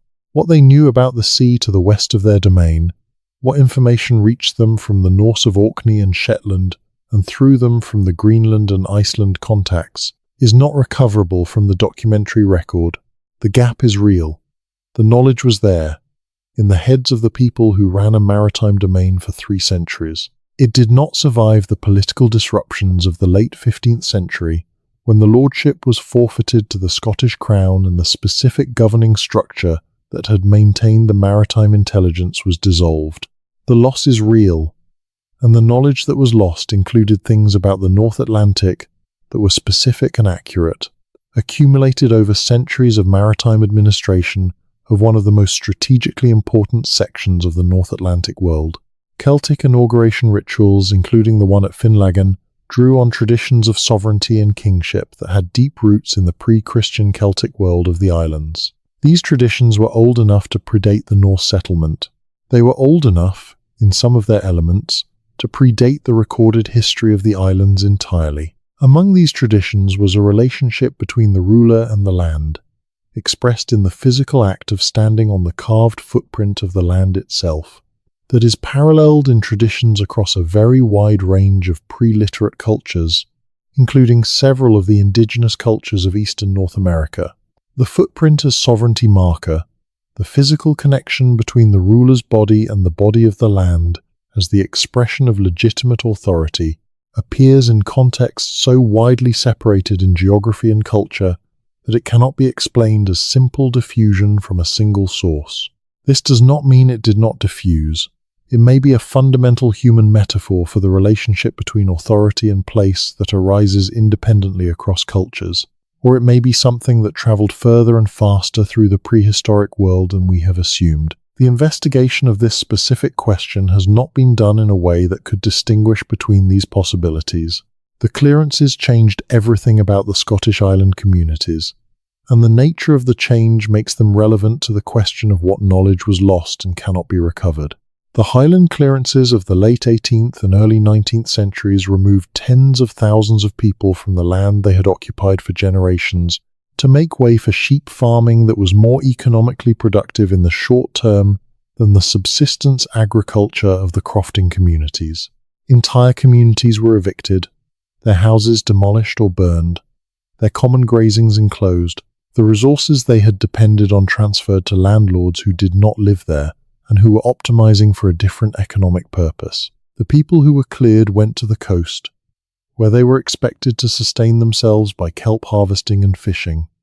Many emigrated to Canada, to Australia, to the United States. The emigration to Canada was particularly significant for the story we have been tracing, because the communities that the Scottish Highland and Island emigrants joined in Cape Breton and the maritime provinces were the same communities that maintained the traditions of pre-contact Atlantic connection that the oral record on the Canadian side preserves. When the Gaelic-speaking communities of the Western Isles arrived in Cape Breton in the late 18th and early 19th centuries, They encountered a landscape that the Mi'kmaq had been living in for 10,000 years. They encountered oral traditions that described something the newcomers may have recognized, fragments of a story that their own traditions had preserved from the other side. The encounter between the Scottish Island emigrant communities and the indigenous maritime communities of Canada has not been studied with the question of shared North Atlantic knowledge in mind. What the Scottish Islanders brought with them to Cape Breton was language, tradition, memory, and the specific embodied knowledge of people who had been living in a specific relationship with the North Atlantic for very many generations. Some of them were the descendants of communities that had maintained that knowledge without interruption for longer than any written record goes back. The encounter between that knowledge and the knowledge maintained on the western side of the ocean by the communities that had been there for 10,000 years is an encounter that historians have described primarily in terms of cultural, collision, and colonial dynamics. It was that. It was also potentially something else. It was potentially the meeting of two traditions that had been looking at the same ocean from opposite sides for a very long time, each of them holding fragments of a story that the other fragment might illuminate. The story of that meeting, of what the Gaelic Islanders and the Mi'kmaq recognized or did not recognize in each other's traditions in the late 18th and early 19th centuries, has not been told. The sources that would allow it to be told, the personal accounts, and the community memories from that specific period of encounter are fragmentary and scattered, and have not been assembled with this question in mind. The assemblage is possible. The sources exist. The research program that would do it has not been funded or organized. When it is, the results will contribute something significant to the understanding of the North Atlantic world on both sides of the ocean. The Pictish symbol stones deserve one more examination in this context. The stones are distributed across northern Scotland, with a concentration in the eastern coastal regions, but they also appear in the islands, in Orkney and in Shetland, and in the Western Isles. This distribution maps onto the distribution of the most maritime sections of the Pictish world. The stones that have been found in island contexts are not peripheral expressions of a mainland tradition. They are evidence that the symbol tradition was maintained in the maritime Pictish communities with the same consistency and the same apparent importance as in the mainland communities. What were the symbols for? The most sustained argument in recent scholarship is that they are a notation system for a form of proto-heraldry, identifying individuals, families, or lineages in a society that needed to communicate these identities across a territory too large for everyone to know everyone personally. If this is correct, the symbol system was a technology for managing identity in a large, dispersed, and at least partially maritime society. It was a way of saying who you were to people who did not know you in person. A notation system for identity that works across a large, maritime, dispersed territory is precisely the kind of technology that would be useful to a community engaged in regular maritime contact with other communities. If you are regularly meeting people who do not know you, who need to be able to establish your identity and status and affiliation quickly and reliably, a portable, legible system of identity notation is exactly what you want. The symbol stones, on this reading, are the monumental fixed version of a system of identity notation that would also have existed in portable forms, on objects that could be carried on boats and displayed to strangers in new contexts. We have not found the portable versions. Wood does not survive 2,000 years of North Atlantic weather. Leather does not survive it either.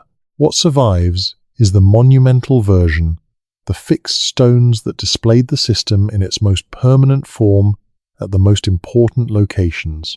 The portable version, the system as it was actually used in maritime contact, is gone, but the logic of the system as a maritime identity notation technology is coherent, and if it is right, the Pictish symbol tradition becomes evidence of a community that was regularly engaging with strangers at a sufficient scale to justify the investment in a complex, systematic, legible notation system.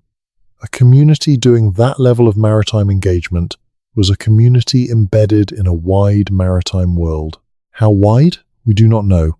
We have not asked the question of the Pictish symbol system as a maritime technology in a way that would allow us to estimate the scope of the Pictish maritime world from the character of the symbol system. The question is real, and the methodology exists to begin asking it. Now let us talk about what the genetics of the Scottish Islands themselves reveal about the deep history of the population. The genetic history of the Scottish Islands is a layered record of the migrations and contacts and replacements that have shaped the populations of these places over deep time. The earliest layer, the one laid down by the Neolithic and pre-Neolithic populations, is still partially detectable in the modern genetic record, though it has been substantially diluted by the subsequent migrations. The Bell Beaker expansion of roughly 4,500 years ago brought the genetic signature of a migrating population from the Eurasian steppe via Central Europe to the British Isles. This migration substantially replaced the earlier Neolithic genetic signatures in most of Britain. In the Scottish Islands, the replacement was less complete than on the mainland. The remoteness of the islands, the difficulty of access, the established communities that were already there. All of these factors may have slowed or limited the replacement in ways that left more of the earlier genetic signature in the island populations than survived in the mainland communities. The Norse migration of the 8th and 9th centuries added another genetic layer, one that is clearly detectable in the modern populations of Orkney and Shetland, and to a lesser extent in the Western Isles. Modern Orcadians carry Norse genetic ancestry at levels significantly above the mainland Scottish average. The Norse settlement was thorough enough to leave a clear and persistent genetic mark. Between these two major events, the Neolithic to Bronze Age transition and the Norse settlement, the island populations experience whatever contacts and movements the archaeological record documents in the Bronze Age and Iron Age periods.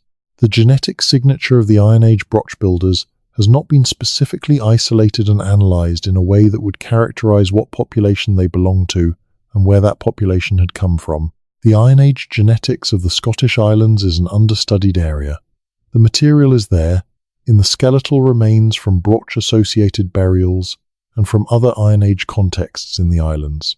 The analysis has not been done in a systematic way that would allow the population history of the Iron Age to be traced in the same detail that the Neolithic and Norse periods have been traced. When it is done, it will add detail to the picture of who was living in these islands during the period of active broch construction, who they were descended from, and what populations they were in contact with. Some of those contacts may show up as genetic signals from unexpected directions, or they may not. Either outcome will add to what is known. The genetics program for the Scottish Islands is ongoing. It is not primarily organised around the question of pre-Columbian North Atlantic contact. It is organised around the question of Scottish and British population history in a more general sense. The pre-Columbian North Atlantic question is a side question from the perspective of that program, answerable from the data it is producing but not the primary driver of the research design. When the data is fully assembled, it will be possible to ask the pre-Columbian contact question of the Scottish island genetics directly, to look at the island populations for signals that would be consistent with contact, in either direction, across the North Atlantic in the pre-Columbian period. The research to do this is a matter of analysis, rather than new data collection at this point. It is a question of applying the appropriate analytical lens to the data that is already being generated. That analysis will eventually be done.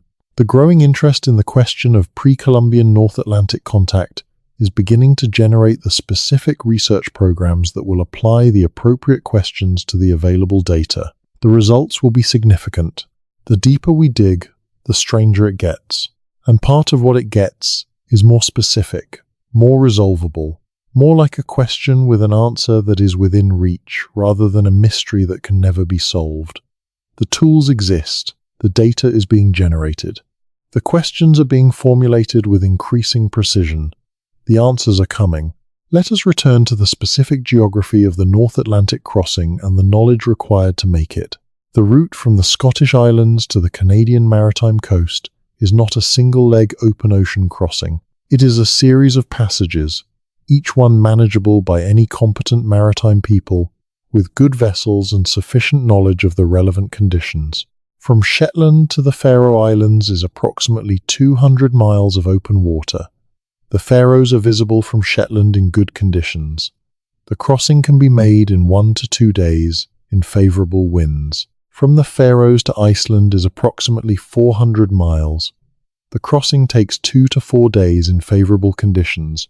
The Iceland landfall is visible from 100 miles in clear weather, from the mountains that rise above 7,000 feet in the island's interior. The Norse knew how to make this crossing routinely.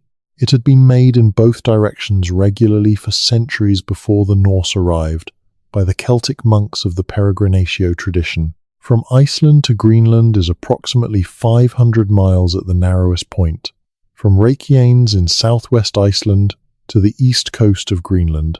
This crossing is complicated by the East Greenland ice, which can make the direct route dangerous. The Norse preferred to sail further north and approach Greenland from the west, which adds distance but avoids the worst ice conditions. From western Greenland to the Canadian maritime coast is approximately 2,000 miles along the coast, via the Davis Strait and the Labrador coast.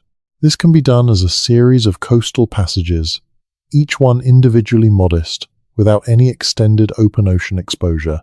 The total distance from Shetland to the Canadian maritime coast via this route is roughly 4,000 to 5,000 miles, made in a series of legs, none of which is longer than 500 miles of open water.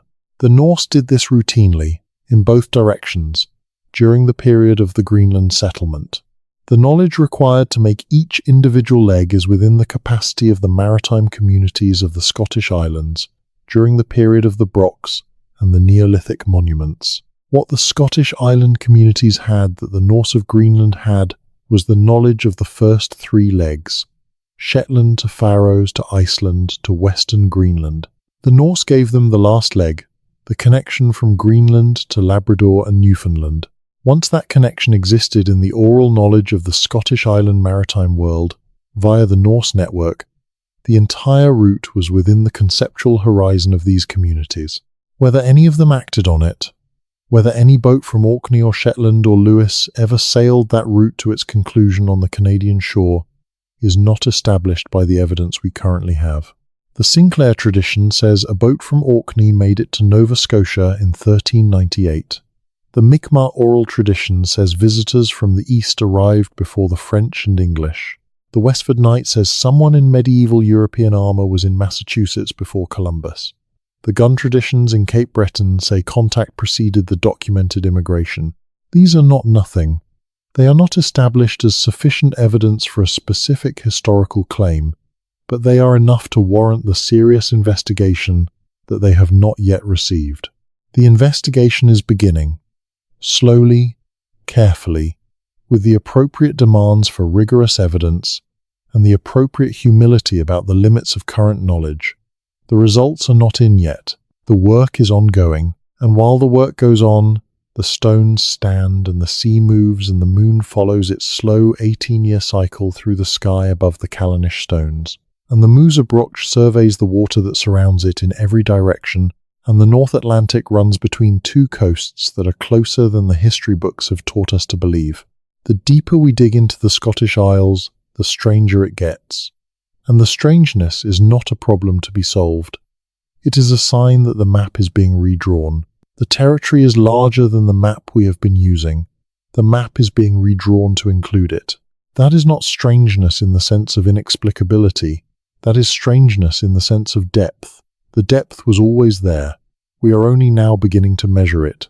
Tonight you have been at the edge of the known world, in the specific way that the edge of the known world presents itself to careful attention, not as a wall, not as a cliff beyond which there is nothing, but as a horizon that recedes as you approach it, always showing you a little more of what lies beyond, always making clear that what lies beyond is larger and more interesting and more connected to where you already stand than you thought when you started looking. The Scottish Isles stand at that horizon. They have always stood there. The people who lived on them knew where they stood and built their monuments to mark it, to track the sky above it, to signal across the water to whatever was approaching from either direction. They were not at the edge of the world.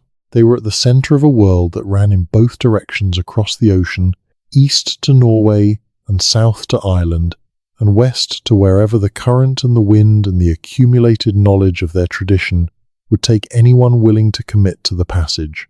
Some of them committed to the passage. The evidence says so, in the fragments it preserves, in the parallels it shows across two coasts, in the genetic and oral and material traces that have not been satisfactorily explained by any theory that does not include the crossing. The crossing happened. Something happened. The full story of what it was, and who made it, and what was found, and what came back, is still being told by the ground, and the genetics and the traditions. It will still be being told when you wake up. Sleep well. There are questions that the Scottish island landscape asks that are answered by the Canadian maritime landscape in ways that only become visible when you know how to look at both at once. One of those questions concerns the specific nature of the relationship between the Neolithic communities and the sea. The people of Skara Brae were not fishing villages in the simple sense. Fishing villages are communities whose primary economic activity is the extraction of marine protein from the nearby sea. The people of Skara Brae were something more organized and more deliberate than that. They were a community that had thought carefully about how to live in a specific coastal environment and had produced a solution of considerable sophistication. Connected, insulated, organized domestic spaces, shared infrastructure, common work, and a relationship with the sea that was embedded in every material decision they made about where to build and how to arrange the spaces they built. The connection of the houses at Skara Brae by covered passages is not incidental. It is a deliberate architectural solution to the specific problem of living in a small community in a demanding climate. When the wind comes in from the Atlantic, and the temperature drops and the day grows dark and the storm builds over the course of an afternoon, the ability to move between the houses of your community without going outside is not a luxury. It is the difference between a community that functions as a community under extreme conditions and one that fragments into isolated households, each one enduring the storm alone. The Skara Brae solution keeps the community together when the conditions are most demanding. This is governance as architecture. This is the knowledge that a community is stronger than its parts, expressed in the design of the physical spaces the community inhabits. Exactly the same principle, expressed in different materials and in different specific solutions, governs the architecture of the indigenous communities of the Canadian Arctic and subarctic coast. The longhouse traditions of the Pacific Northwest, the communal structures of the Beothuk, the winter aggregation practices of the Maritime Archaic, all represent communities that understood the same principle. In a demanding maritime environment, the community that can maintain its cohesion and its shared function under the most extreme conditions is the community that survives. The architecture expresses the knowledge. Both the Orcadian Neolithic and the maritime indigenous communities of the North American Atlantic coast arrived at similar architectural and social solutions to similar problems. The problems were similar because the environments were similar. The North Atlantic is the same ocean on both sides, with the same seasonal extremes, the same capacity for sudden and violent weather, the same demands on the communities that choose to live beside it. This convergence does not require contact to explain. Similar solutions to similar problems arise independently in human history. But convergence and contact are not mutually exclusive, and the similar solutions are worth examining carefully before concluding that they arose in complete independence. The boat traditions of both coasts deserve examination in this context.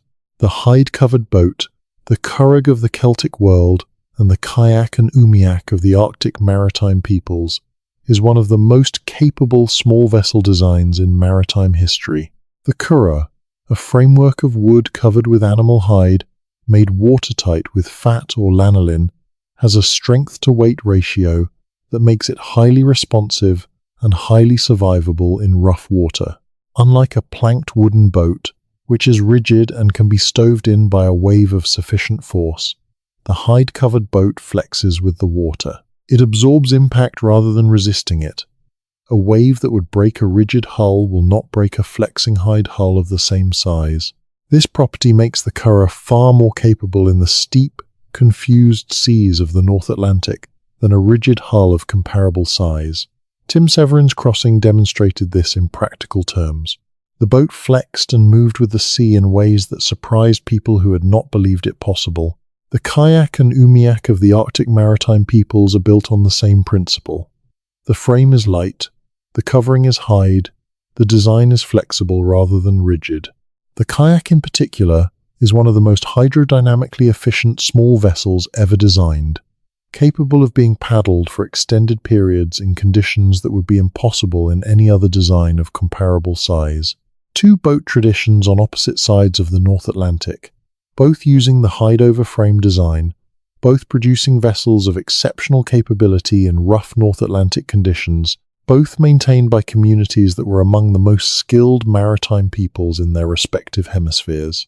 The design principle could have been arrived at independently. It is a logical response to the availability of materials and the specific demands of the ocean. Both sides had abundant hide from large marine and terrestrial animals. Both sides had wood for frames in the period before the tree line on both sides had retreated. Both sides had the specific conditions of the North Atlantic as their primary design constraint.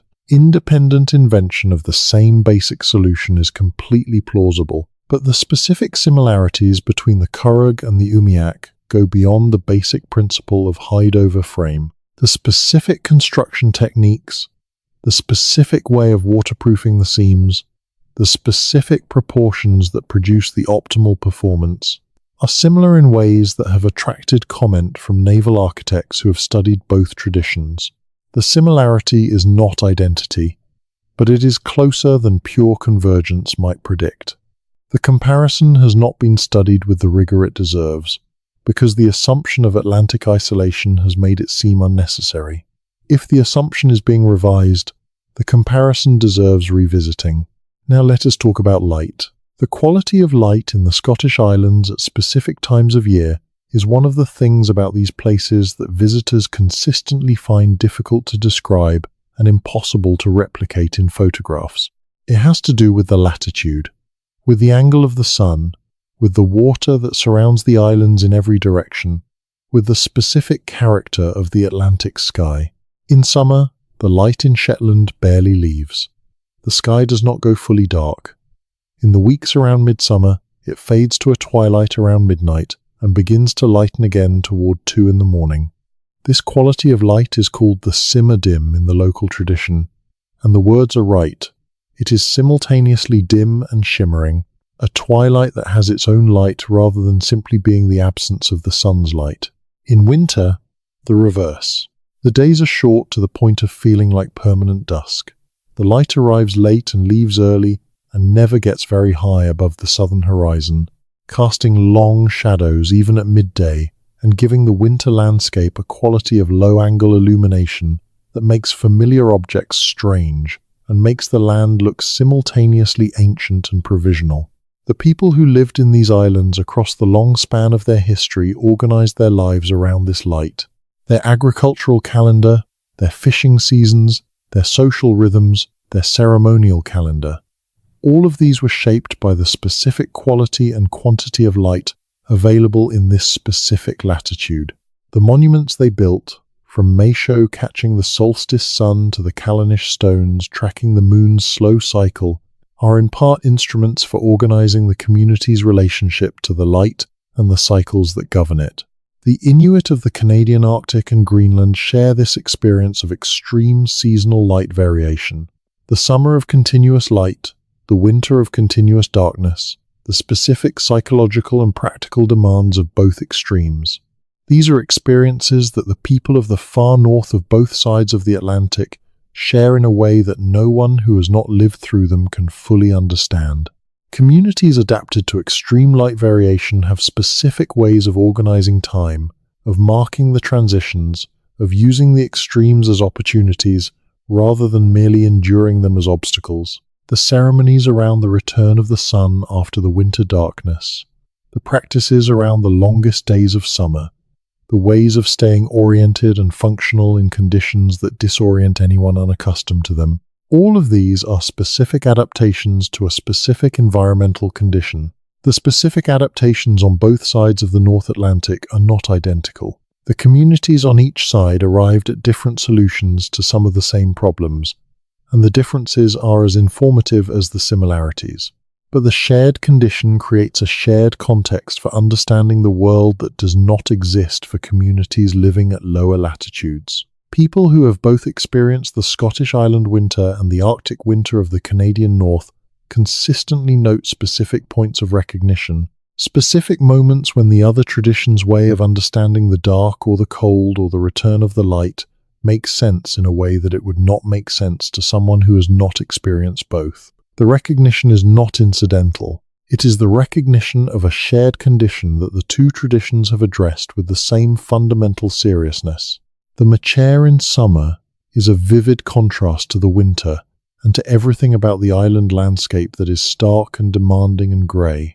It is an eruption of colour in a landscape that the sea winds would otherwise strip to the bone. The shell sand that the Atlantic has been depositing on the western coasts of the islands across millennia is calcium-rich in a way that the underlying petrified peat is not, and the calcium makes possible a diversity of flowering plants that the peat alone could never support. In June, the machair is covered in flowers, clover and bird's foot trefoil, and lady's bedstraw and eyebright and orchids, and dozens of other species making the most of the brief window of summer warmth in the shelter of the dunes. The colour of it is almost violent against the grey and brown of the surrounding land. It looks deliberate.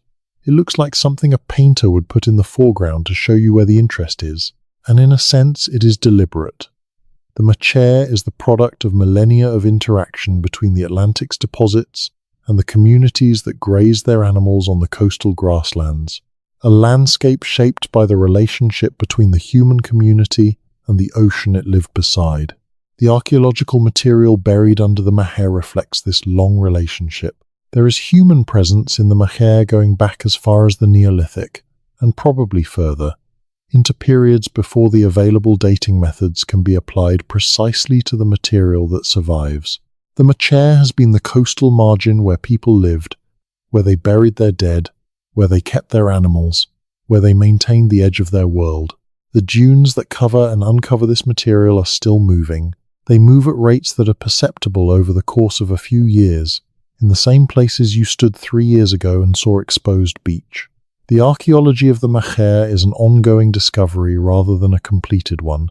Every storm that strips back the dune face, every shifting season of sand movement, exposes something that was buried and covers something that was accessible.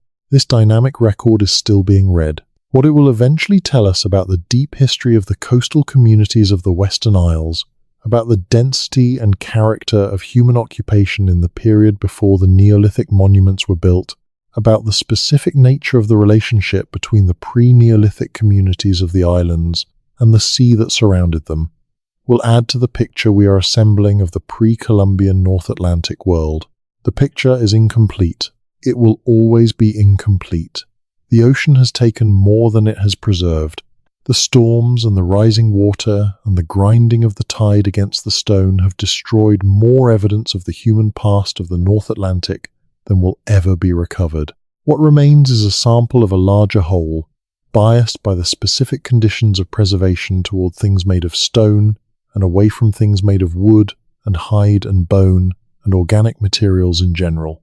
In the waters around the Scottish Islands, the seafloor holds material from periods of human occupation of the now submerged continental shelf. The seabed off the Western Hebrides is an archaeological site in the same sense that the machair is an archaeological site, but it is far less accessible and far less studied.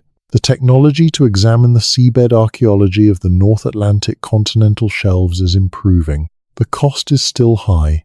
The research programs that would apply it systematically are still in their early stages.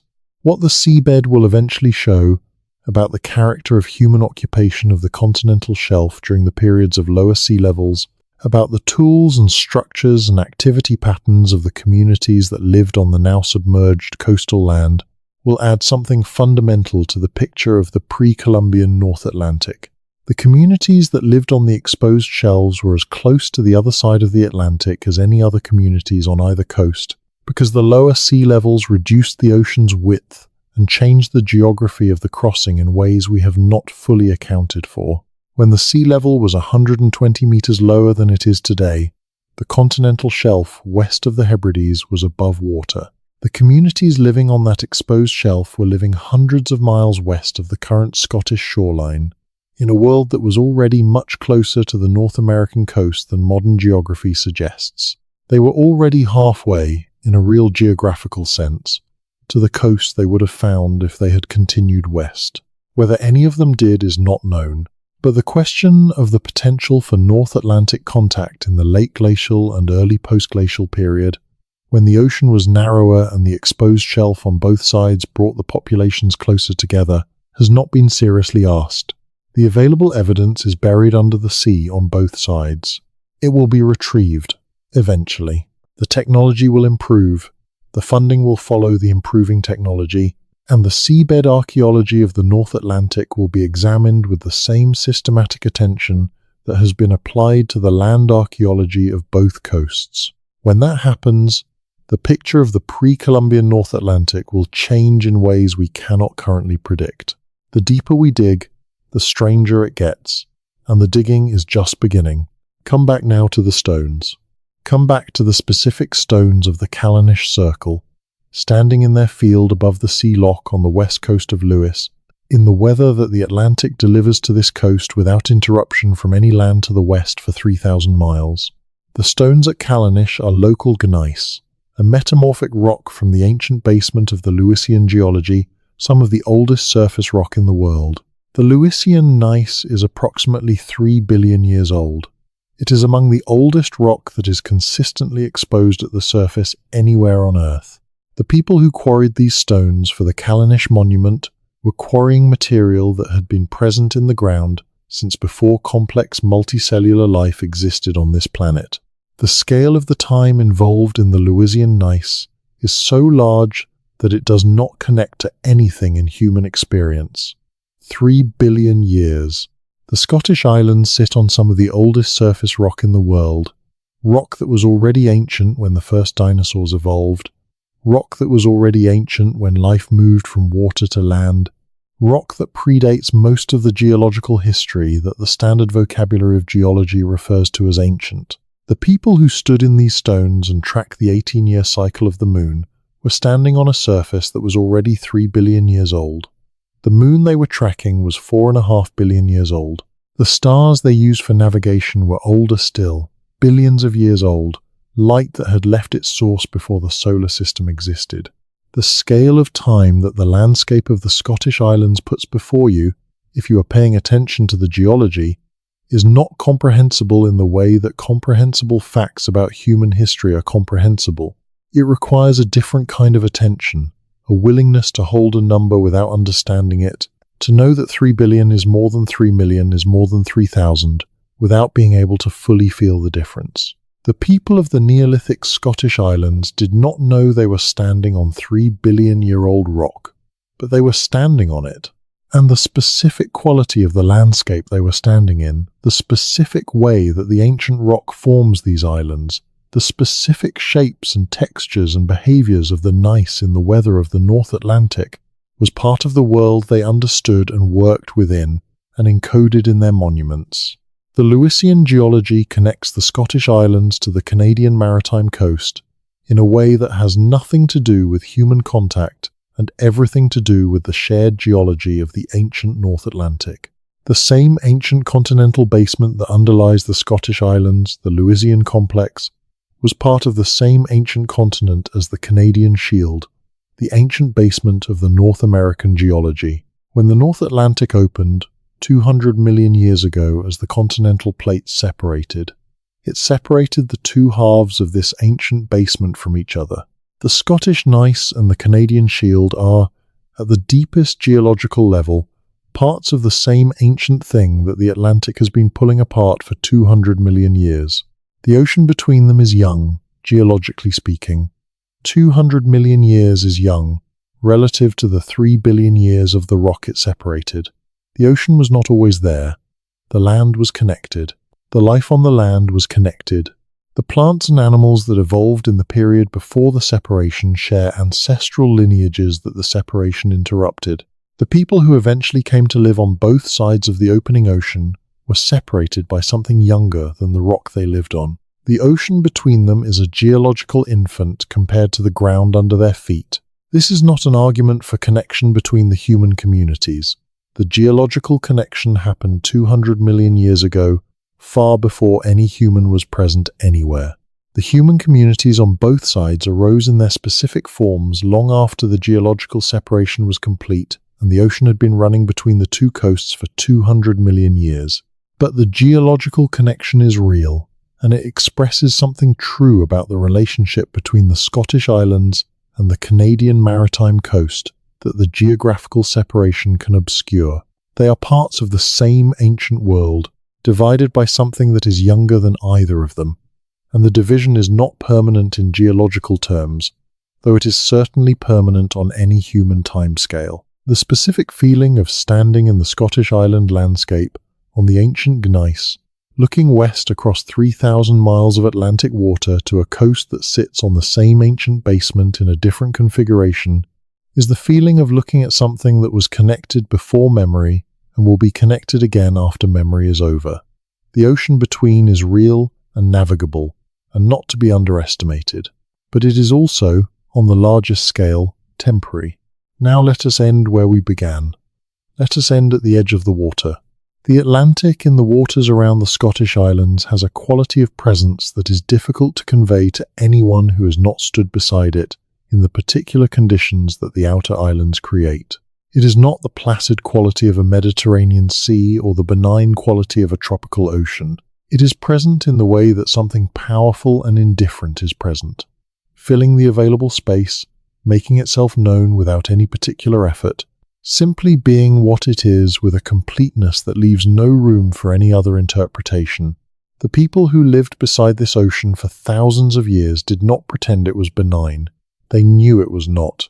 They also knew it was the condition of their existence, the thing that made them who they were, the constant presence against which everything else in their lives was measured. They did not sentimentalize it.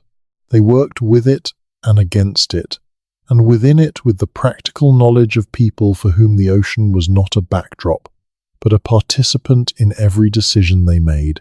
The specific knowledge they built up across the long span of their occupation of these islands, the knowledge of the currents and the seasons, and the behavior of the sea and the sky and the living things that the sea supported, was the knowledge of people who paid attention across generations, accumulated attention, transmitted across time, refined by practice, expressed in the monuments they built and the boats they made and the social structures they maintained. That knowledge is gone now, or nearly gone.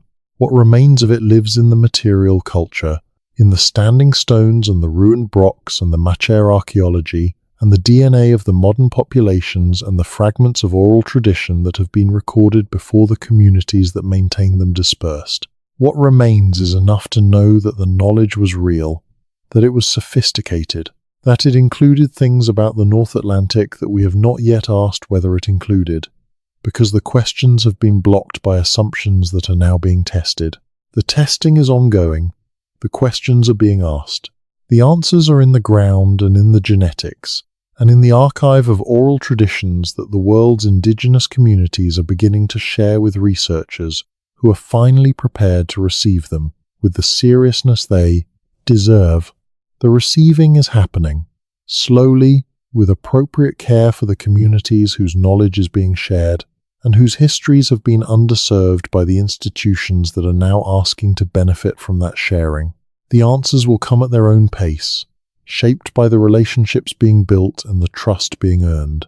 In the meantime, the ocean is still there, still the same ocean, still the road it has always been, running in both directions between the Scottish Islands and the Canadian maritime coast, between the Callanish stones and the Majorville medicine wheel, between the people who built Skara Brae and the people who built the Port au Choix burial ground, between everything that was and everything that is still being discovered. The deeper we dig into the Scottish Isles, the stranger it gets. And the strangeness, when you have stayed with it long enough, resolves into depth. The depth of a story that has been waiting to be told for 5,000 years, that is only now beginning to find the tools and the willingness and the breadth of perspective required to tell it honestly. We are at the beginning of that telling. We are at the point where the evidence is sufficient to know that the story is larger than the version we have been using, but not yet sufficient to tell the full version with confidence. We are at the beginning. The beginning is the place to be. The beginning is where everything is still possible. Wherever you are tonight, whatever room or bus or garden or bedroom or kitchen has received you for this particular hour of listening, you are at the beginning of something. The sleep that is coming, when it comes, is the beginning of the rest of it. The day that follows will be a day in which these questions are still open, in which the ground on both sides of the Atlantic is still holding what it knows, in which the stones are still standing and the moon is still moving through its slow cycle above the Scottish Islands. You do not need to hold all of it. The ocean is holding it. It has been holding it for a very long time, and it will continue to hold it until the researchers and the oral tradition holders and the geneticists and the archaeologists and the people who maintain the ancient knowledge on both sides of the water have assembled enough of it to tell the story in the way that the story deserves. That work is ongoing. It will be ongoing while you sleep. It will be ongoing when you wake. The ocean is patient. The stone is patient. The story is patient. Sleep well. The deeper we dig, the stranger it gets. And the stranger it gets, the more real it becomes. The more real the connection. The more real the road that runs between these islands and the coast they were always closer to than anyone admitted. Sleep now. The stones are still standing. There is a thing that the Scottish island communities did with the resources of the Atlantic that has no equivalent in any other part of the world, and it reflects something fundamental about the relationship these communities had developed with the ocean across deep time. The gannet. The gannet is a large seabird, roughly the size of a goose, white with black-tipped wings and a yellow head, with a diving technique that is unlike any other bird's. The gannet climbs to a height of up to 40 meters above the water, folds its wings, and falls vertically into the sea at speeds up to 100 kilometers per hour, a living missile designed to drive through the water's surface with enough force to reach the fish that are sheltering at depths no less dramatic diving bird can access. The impact of a gannet's dive on the surface of the sea is audible from a distance. On a calm day, near a large gannet colony, the sound of several hundred gannets diving simultaneously into the sea around a shoal of mackerel or herring or sand eels sounds like sustained artillery fire. The communities of St Kilda and the other outer islands built their diet and their trade economy in significant part around the gannet. They caught them on the cliff face, on the ledges and stacks where the birds nested in their tens of thousands. They climbed the cliffs with a skill and a fearlessness that every visiting observer in the 19th century described with astonishment. They knew the specific behavior of the birds in every detail, when they would be at the nest, how to approach them without triggering a flight response, how to take the bird quickly without disturbing the colony. They had been doing this across a time span long enough to develop it into an art form, something done with a precision that eliminated waste and that operated in complete attunement with the natural system that made it possible. The gannet was processed on the island, split and salted and packed into barrels of feathers, and the barrels were traded with the mainland for grain and other necessities that the island could not produce. The feathers were as valuable as the flesh. The oil rendered from the carcasses was used for lamps and for waterproofing. Every part of the bird was used. Nothing was wasted. This is not primitive opportunism. This is a sophisticated and precisely calibrated relationship between a human community and a natural resource, developed across generations of observation and practice into a system of use that extracted the maximum sustainable benefit from the resource without destroying the resource in the process. The St Kilda community never hunted out its gannet colonies. The colonies were still thriving when the last residents were evacuated in 1930.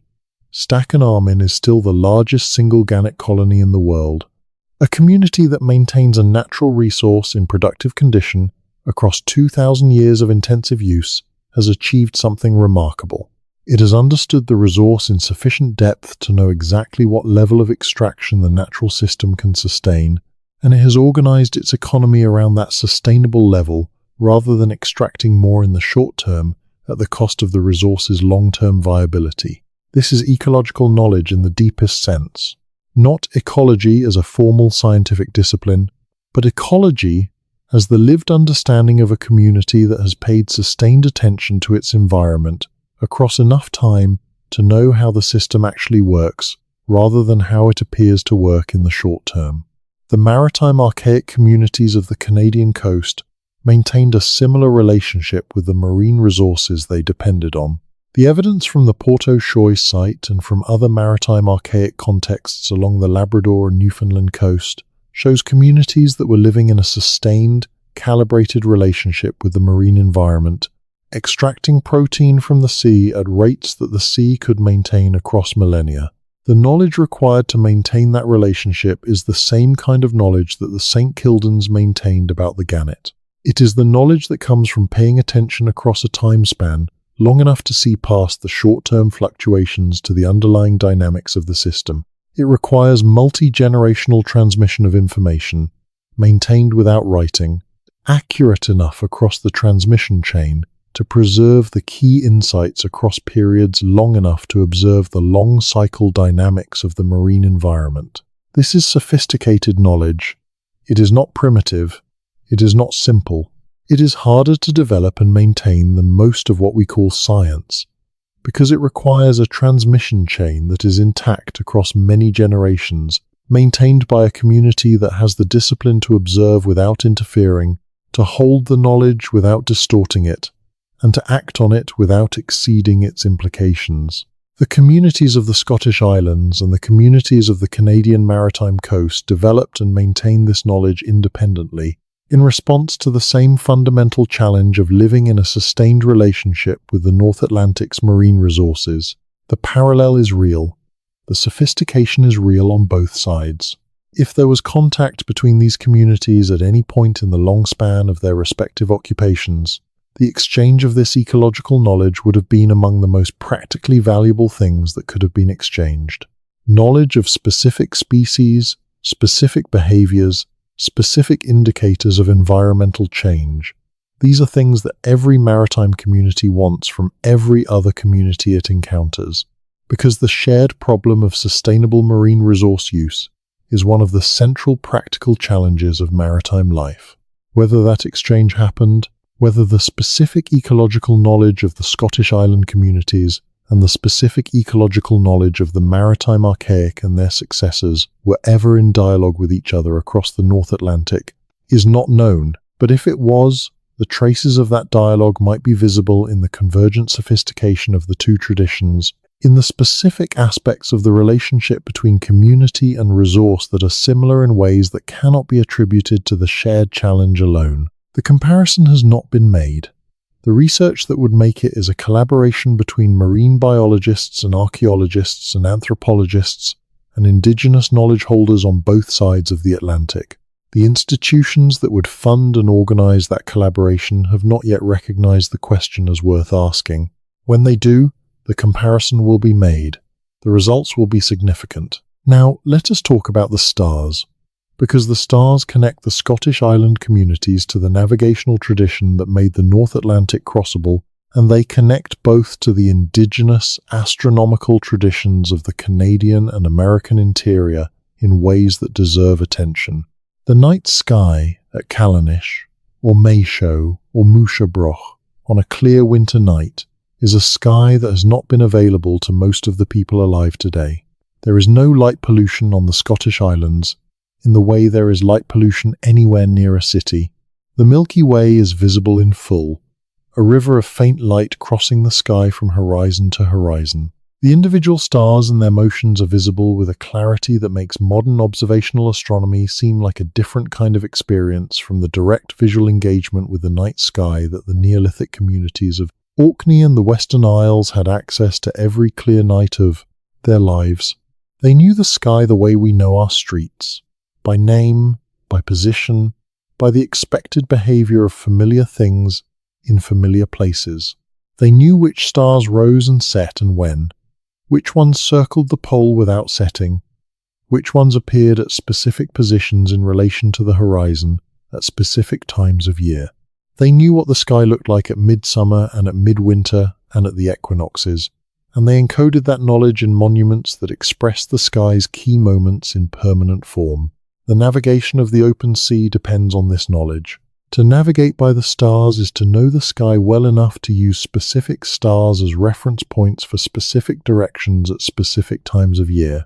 The Polynesians navigated thousands of miles of open Pacific Ocean using exactly this knowledge, combined with the direction of swells and the behavior of birds, and the color of the water and the pattern of clouds over land. They did not use instruments. They used their accumulated knowledge of the natural world expressed in the practice of communities that had been sailing these oceans for generations. The communities of the Scottish Islands were the Atlantic equivalents of the Polynesian navigators in terms of their fundamental relationship to the sea. They were not navigating thousands of miles of open Pacific, but they were navigating the North Atlantic, which in its own way is as demanding and as specific in its conditions as the Pacific. The knowledge required to navigate the North Atlantic safely is as sophisticated as the knowledge required to navigate the Pacific, though it is different in its specific content because the ocean is different. The Norse who crossed the North Atlantic to Iceland and Greenland and Vinland were not using magnetic compasses. Those were not in use in the Norse world until the 13th century. They were using solar compasses, the behavior of the sun and the stars, the direction of the swells, the behavior of birds, the color of the water, the pattern of the sea ice, and the specific knowledge of the North Atlantic accumulated across generations of maritime practice. The Norse skalds recorded some of this knowledge, compressed into practical forms that could be transmitted and remembered. Most of it was not recorded at all. It was in the practice. The communities of the Scottish Islands before the Norse had the same kind of knowledge. The builders of Callanish had the astronomical knowledge required to track the lunar major standstill. The builders of Mayshao had the astronomical knowledge required to align a passage to the winter solstice sunset. These are navigational resources. A community that knows the behavior of the sun and moon with the precision required to build these alignments has the astronomical foundation for open sea navigation. The Cree and Ojibwe and other Algonquian peoples of the Canadian interior maintained astronomical traditions that encoded knowledge of the night sky in narrative and ceremonial forms. The specific astronomical knowledge encoded in these traditions has been studied to some degree and found to be accurate in ways that reflect sustained, careful observation. The Cree Star Knowledge Project and similar research programs have documented the sophistication of indigenous astronomical knowledge in the Canadian context.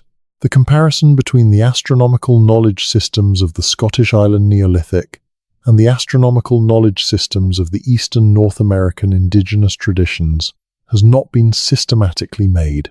The Majorville-Callanish parallel is the most prominent available data point, and it has not been studied rigorously.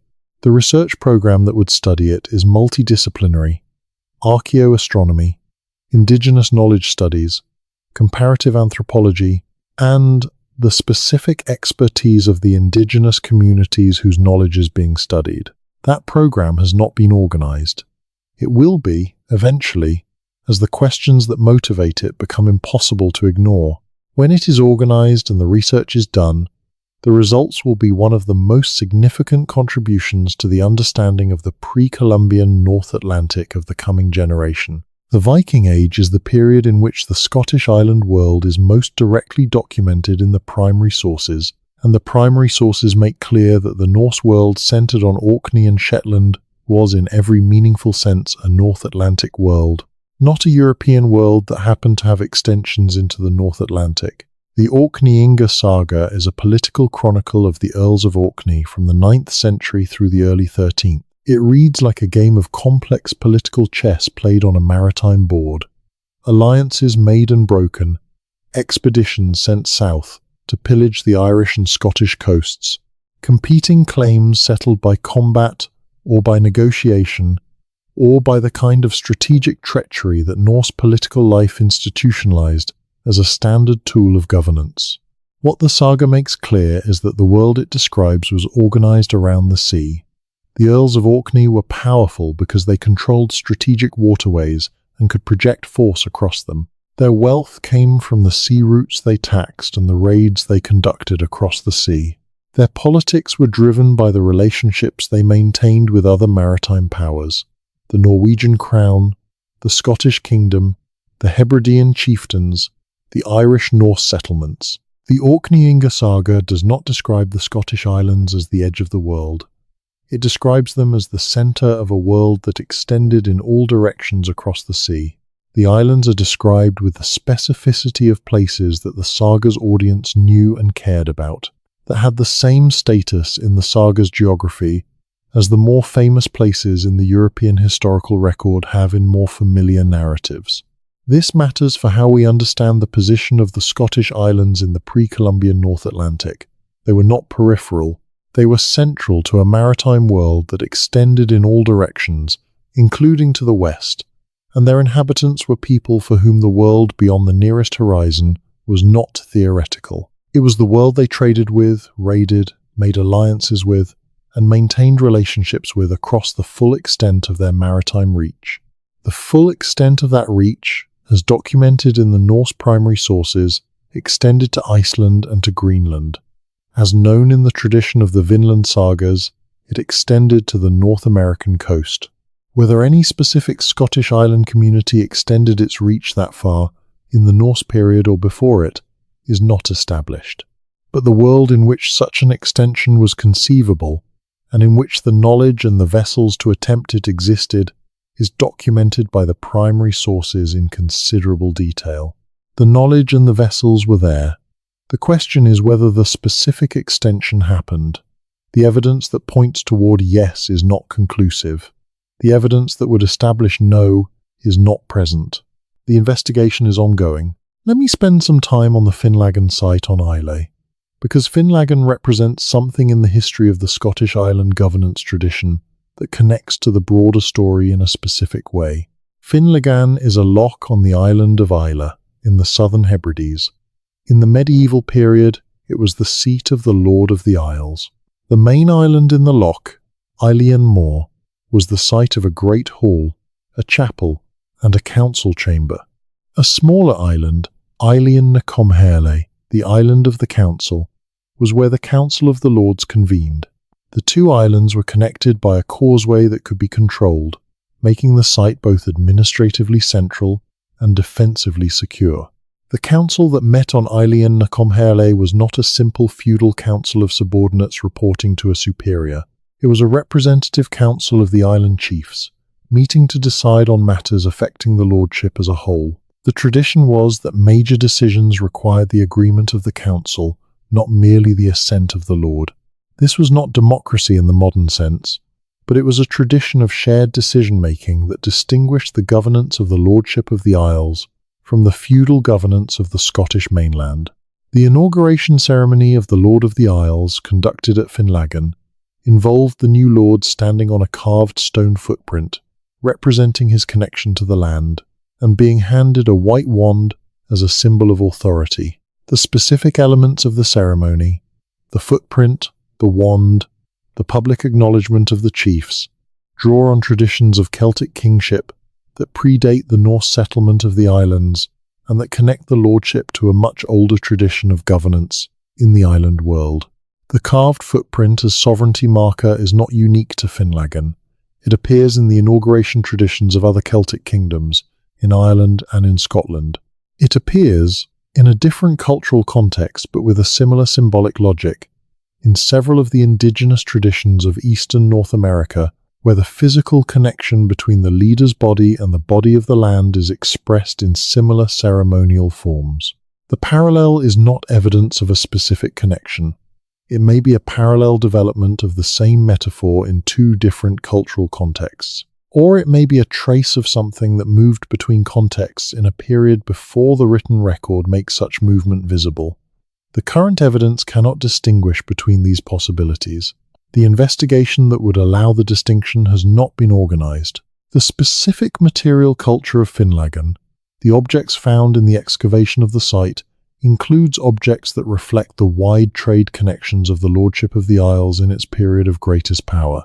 The 14th and 15th centuries were the peak of the Lordship's independence, the period in which it functioned as a quasi-sovereign political entity, maintaining its own foreign policy and its own maritime reach independently of both the Scottish Crown and the Norwegian Crown.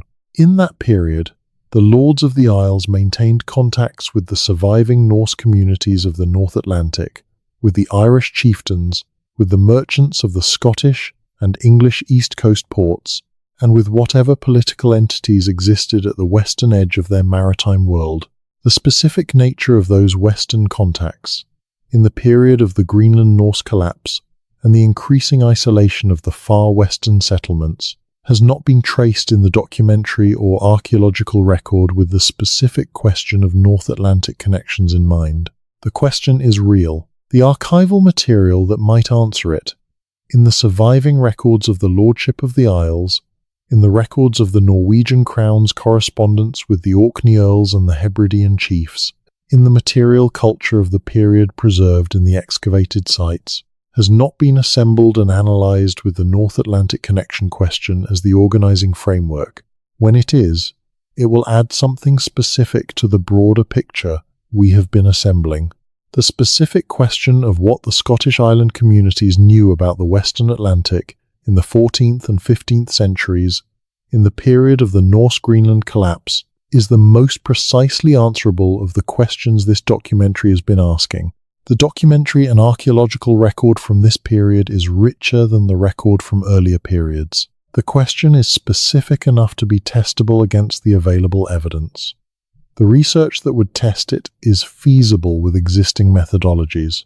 It has not been done because the assumption of Atlantic isolation has made it seem not worth doing. The assumption is being tested. The research will follow. Now we are nearly at the end of our time together tonight. The questions have been asked. The evidence has been laid out with the appropriate respect for what it supports and what it does not. The gaps have been identified with the appropriate honesty about the limits of what is currently known. What remains is the summary of where we are, not the answer, because the answer is not yet available in its full form, but the summary of what the evidence says, taken together, about the pre-Columbian North Atlantic and the Scottish Islands' place in it. The Scottish Islands were inhabited across deep time by communities of considerable sophistication, whose astronomical knowledge, engineering knowledge, and maritime knowledge are documented in their monuments and their material culture in ways that are only now beginning to be adequately appreciated. These communities maintained trade connections across significant distances, east to mainland Britain and the Norse world, south to Ireland, and north along the chain of islands toward the point where the stepping stone route to Iceland begins. Their position in the chain placed them at the beginning of the route that the Norse would later use to reach Greenland and North America. The Norse settlement of the Scottish Islands embedded those islands firmly in the Norse North Atlantic world, the world that produced the Greenland settlement and the documented Norse visits to North America. The Orkneyinga saga and the material culture of the Norse settlement period document a Scottish island community that was at the centre of the Norse Atlantic world, not at its edge. The specific connections between the Scottish island Norse community and the Norse Greenland settlements, including the Lewis Chessman as material evidence of the trade network, document the Scottish Islands as a node in the network that produced pre-Columbian North Atlantic contact. Whether any specific voyage from the Scottish Islands reached the North American coast is not established, but the Sinclair tradition, the Westford Night, the Mi'kmaq oral tradition of pre-contact Eastern visitors, and the gun traditions in Cape Breton all point in the direction of that possibility. The genetic evidence, particularly the haplogroup X distribution in the northeastern North American indigenous populations, is consistent with pre-Columbian North Atlantic contact from populations carrying haplogroup X. The Celtic populations of the Scottish Islands are among the populations carrying haplogroup X. The consistency is not proof, but it is real, and it has not been explained by the theories that do not include contact. The oral traditions of the indigenous communities of the Canadian Maritime Coast, including the Mi'kmaq traditions of pre-contact Eastern visitors, preserve memory that cannot be fully accounted for within the framework of post-Columbian European contact. The traditions are specific enough and consistent enough to be taken seriously as historical evidence. They have not yet been taken seriously in that sense by the mainstream historical scholarship. The convergence of Neolithic monument traditions on both sides of the Atlantic, including the Callanish-Majorville parallel, is real and has not been studied with the rigor it deserves.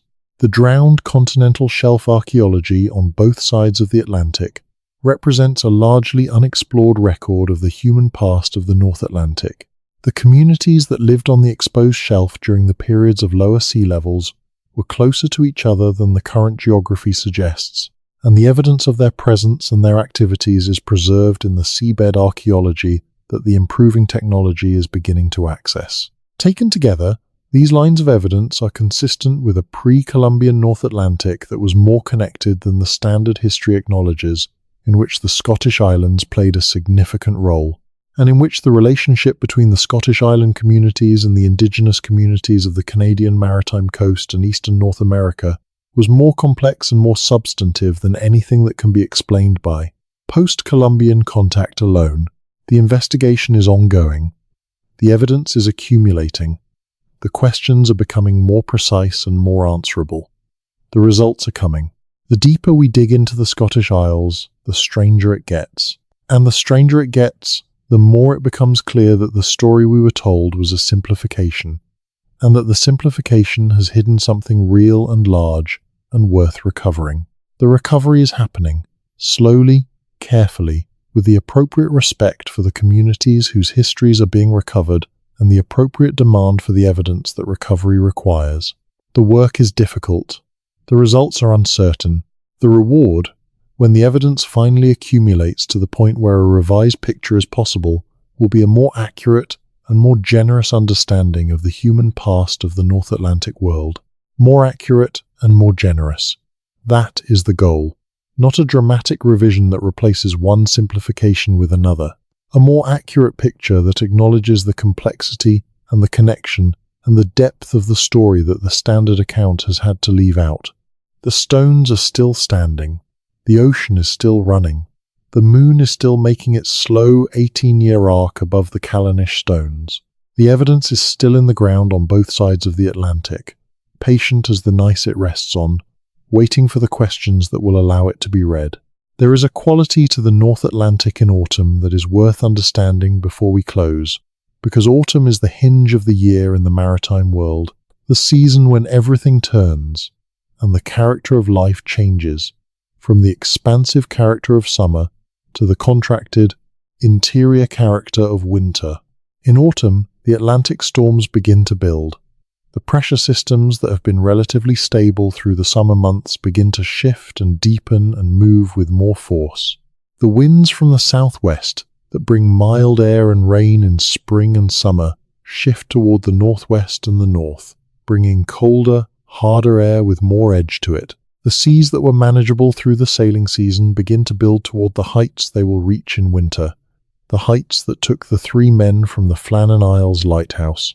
The communities of the Scottish Islands felt this seasonal turn in their bodies before they felt it in the thermometer, which did not exist for most of the years they had been living on these islands. They felt it in the quality of the air, in the behavior of the birds, in the texture of the sea surface, when they looked at it in the morning, in the specific smell that the northwest wind has when it carries the first genuine cold of autumn down from the Arctic. These were not metaphors. These were real information. The birds that were present in summer and absent in winter were absent because they had gone south, which meant the food supply that had sustained them was no longer available. The sea surface texture in autumn is different from summer because the storm-generated swells have a different period and a different steepness. The northwest wind smells different because it has come from a different place over a different ocean surface and has picked up a different set of characteristics in the journey. All of this was information, and the communities that lived on these islands read it in the way that communities read the information that is most important to their survival, with total attention across many generations until the reading is as automatic and as accurate as breathing. The same autumn exists on the other side of the Atlantic.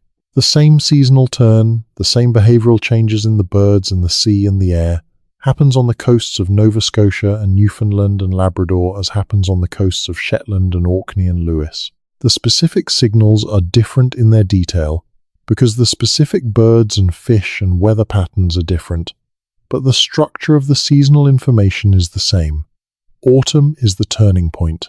The information changes its character. The community changes its behavior and response. The communities that lived on both coasts across deep time were reading the same season, in the same ocean, from opposite sides. The information they read was different in its specific content, but similar in its structure. And if there was any transmission of knowledge between these communities across the ocean, the most practically valuable knowledge that could have been transmitted would have been this: the specific signals that indicate the change of season, the specific behaviors that the season change requires, the specific preparations that make the difference between a community that survives the winter and one that does not. This knowledge is so practical, so immediately relevant to survival, that any maritime community encountering another maritime community would have exchanged it quickly and retained it carefully. It is the first knowledge you share when you meet someone who lives in the same kind of world you do. How does the season change where you are? What are the signs? What do you do when you see them? The exchange of this kind of knowledge across the North Atlantic, if it happened, would leave traces in the convergent sophistication of the two traditions, in the specific aspects of seasonal preparation and response that are similar in ways that go beyond what the shared environment alone can explain. The comparison of these traditions across the two coasts has not been made in a way that could identify the similarities and assess their significance. The research is possible. The knowledge holders are still present. In the communities that maintain indigenous environmental knowledge on the Canadian side, and in the communities that maintain the traditional knowledge of the Scottish island way of life on the Scottish side.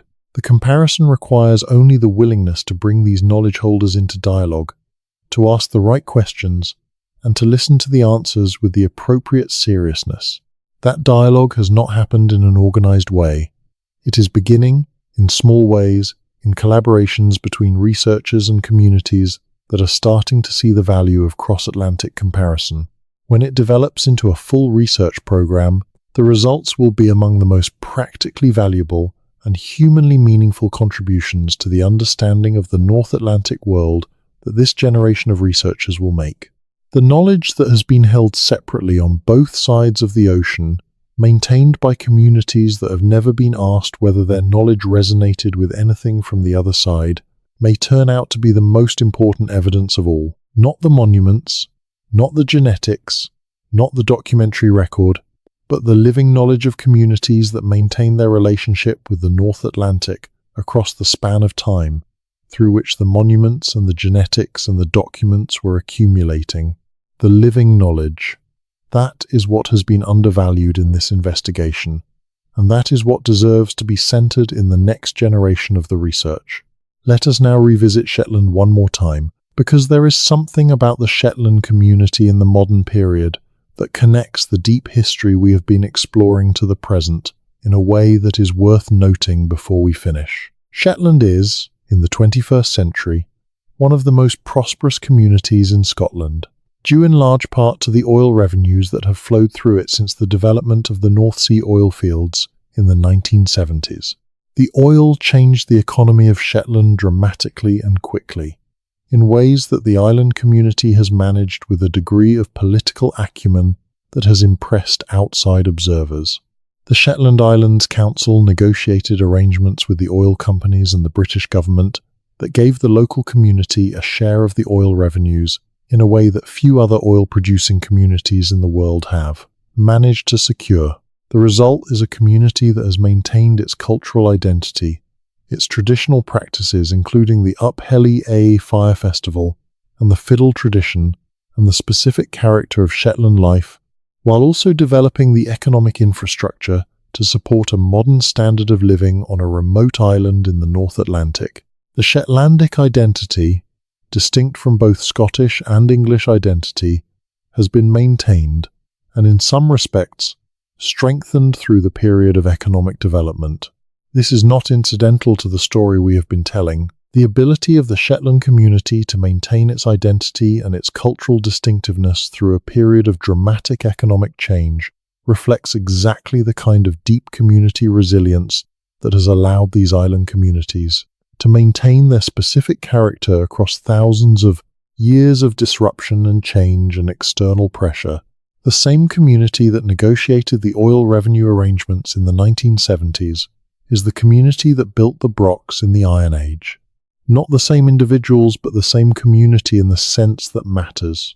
The community that has maintained a continuous relationship with this specific island landscape and this specific ocean and the specific demands they make across a span of time that encompasses everything from the broch builders to the oil negotiators. The knowledge that makes a community capable of that kind of sustained adaptation is not any individual piece of information. It is a culture of paying attention, of being present to the specific conditions of the place, of maintaining the practices and relationships and governance traditions that allow the community to respond to change without losing what it is. The Shetland community has maintained that culture across 2,000 years of change that would have erased a less deeply rooted community. That rootedness is itself evidence of something. Of what, exactly, is a question that deserves more attention than it has received. But the rootedness is real, and the specific form it has taken in Shetland is one of the most interesting expressions of deep island identity in the North Atlantic world. Now the Ness of Brodgar deserves more attention in this account than it has received so far, because the Ness of Brodgar is one of the most significant archaeological discoveries of the last generation, and its full implications for understanding the Neolithic North Atlantic have not yet been absorbed by the broader scholarly community. The Ness of Brodgar is a complex of structures on the narrow piece of land between the Ring of Brodgar and the standing stones of Stenness on the main island of Orkney. Excavations beginning in 2003 have revealed a remarkable complex. A series of large stone buildings, some of them decorated with geometric designs in coloured stone, arranged within a substantial boundary wall, all constructed in the Neolithic period and maintained across a period of several centuries. The Ness of Brodgar was not a village. The structures are too large and too specialized to have been domestic dwellings for a community living there permanently. They appear to have been ceremonial and assembly structures, buildings used for periodic large gatherings of people who came to the site from the surrounding area and perhaps from further afield. The evidence for feasting at the Ness of Brodgar is remarkable in its scale. At the time of the site's deliberate closure, roughly 2,500 years before our era, the bones of several hundred cattle were deposited in and around the structures. The number implies a feast of a size that would have required contributions from communities across a very large area of Orkney and possibly beyond.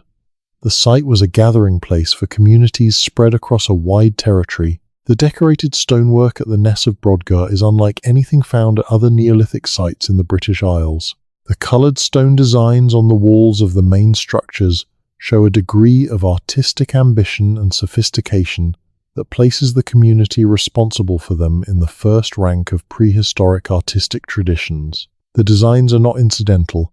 They are central to the identity of the site, expressing something about the nature of what happened there that the site's designers considered important enough to put on the walls.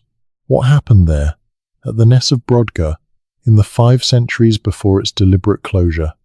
The scale of the feasting evidence implies large gatherings. The decorative sophistication implies cultural activities of significance. The positioning between 2 of the most important stone circles in Orkney implies a ceremonial role of the highest order. The boundary wall implies a defined sacred space, a place set apart from the surrounding landscape by physical as well as symbolic means. The people who gathered at the Ness of Brodgar came from somewhere and returned to somewhere. They were not permanently resident at the site. They were pilgrims or traders, or participants in a ceremonial cycle that brought them to this specific place at specific times of year.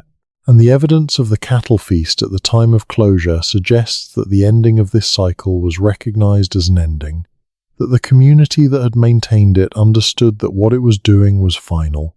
What ended? What was the significance of the closing feast? What did the community that gathered for that feast understand about why the Ness of Brodgar was being closed? We do not know. The people who held that feast have been dead for 4,500 years. Their understanding of what they were doing is not accessible to us in its specificity. But the scale of the gesture, hundreds of cattle, a gathering that must have represented a significant portion of the community's resources, suggests that the ending was understood as significant, as the closing of something that had been central to the community's life for a very long time.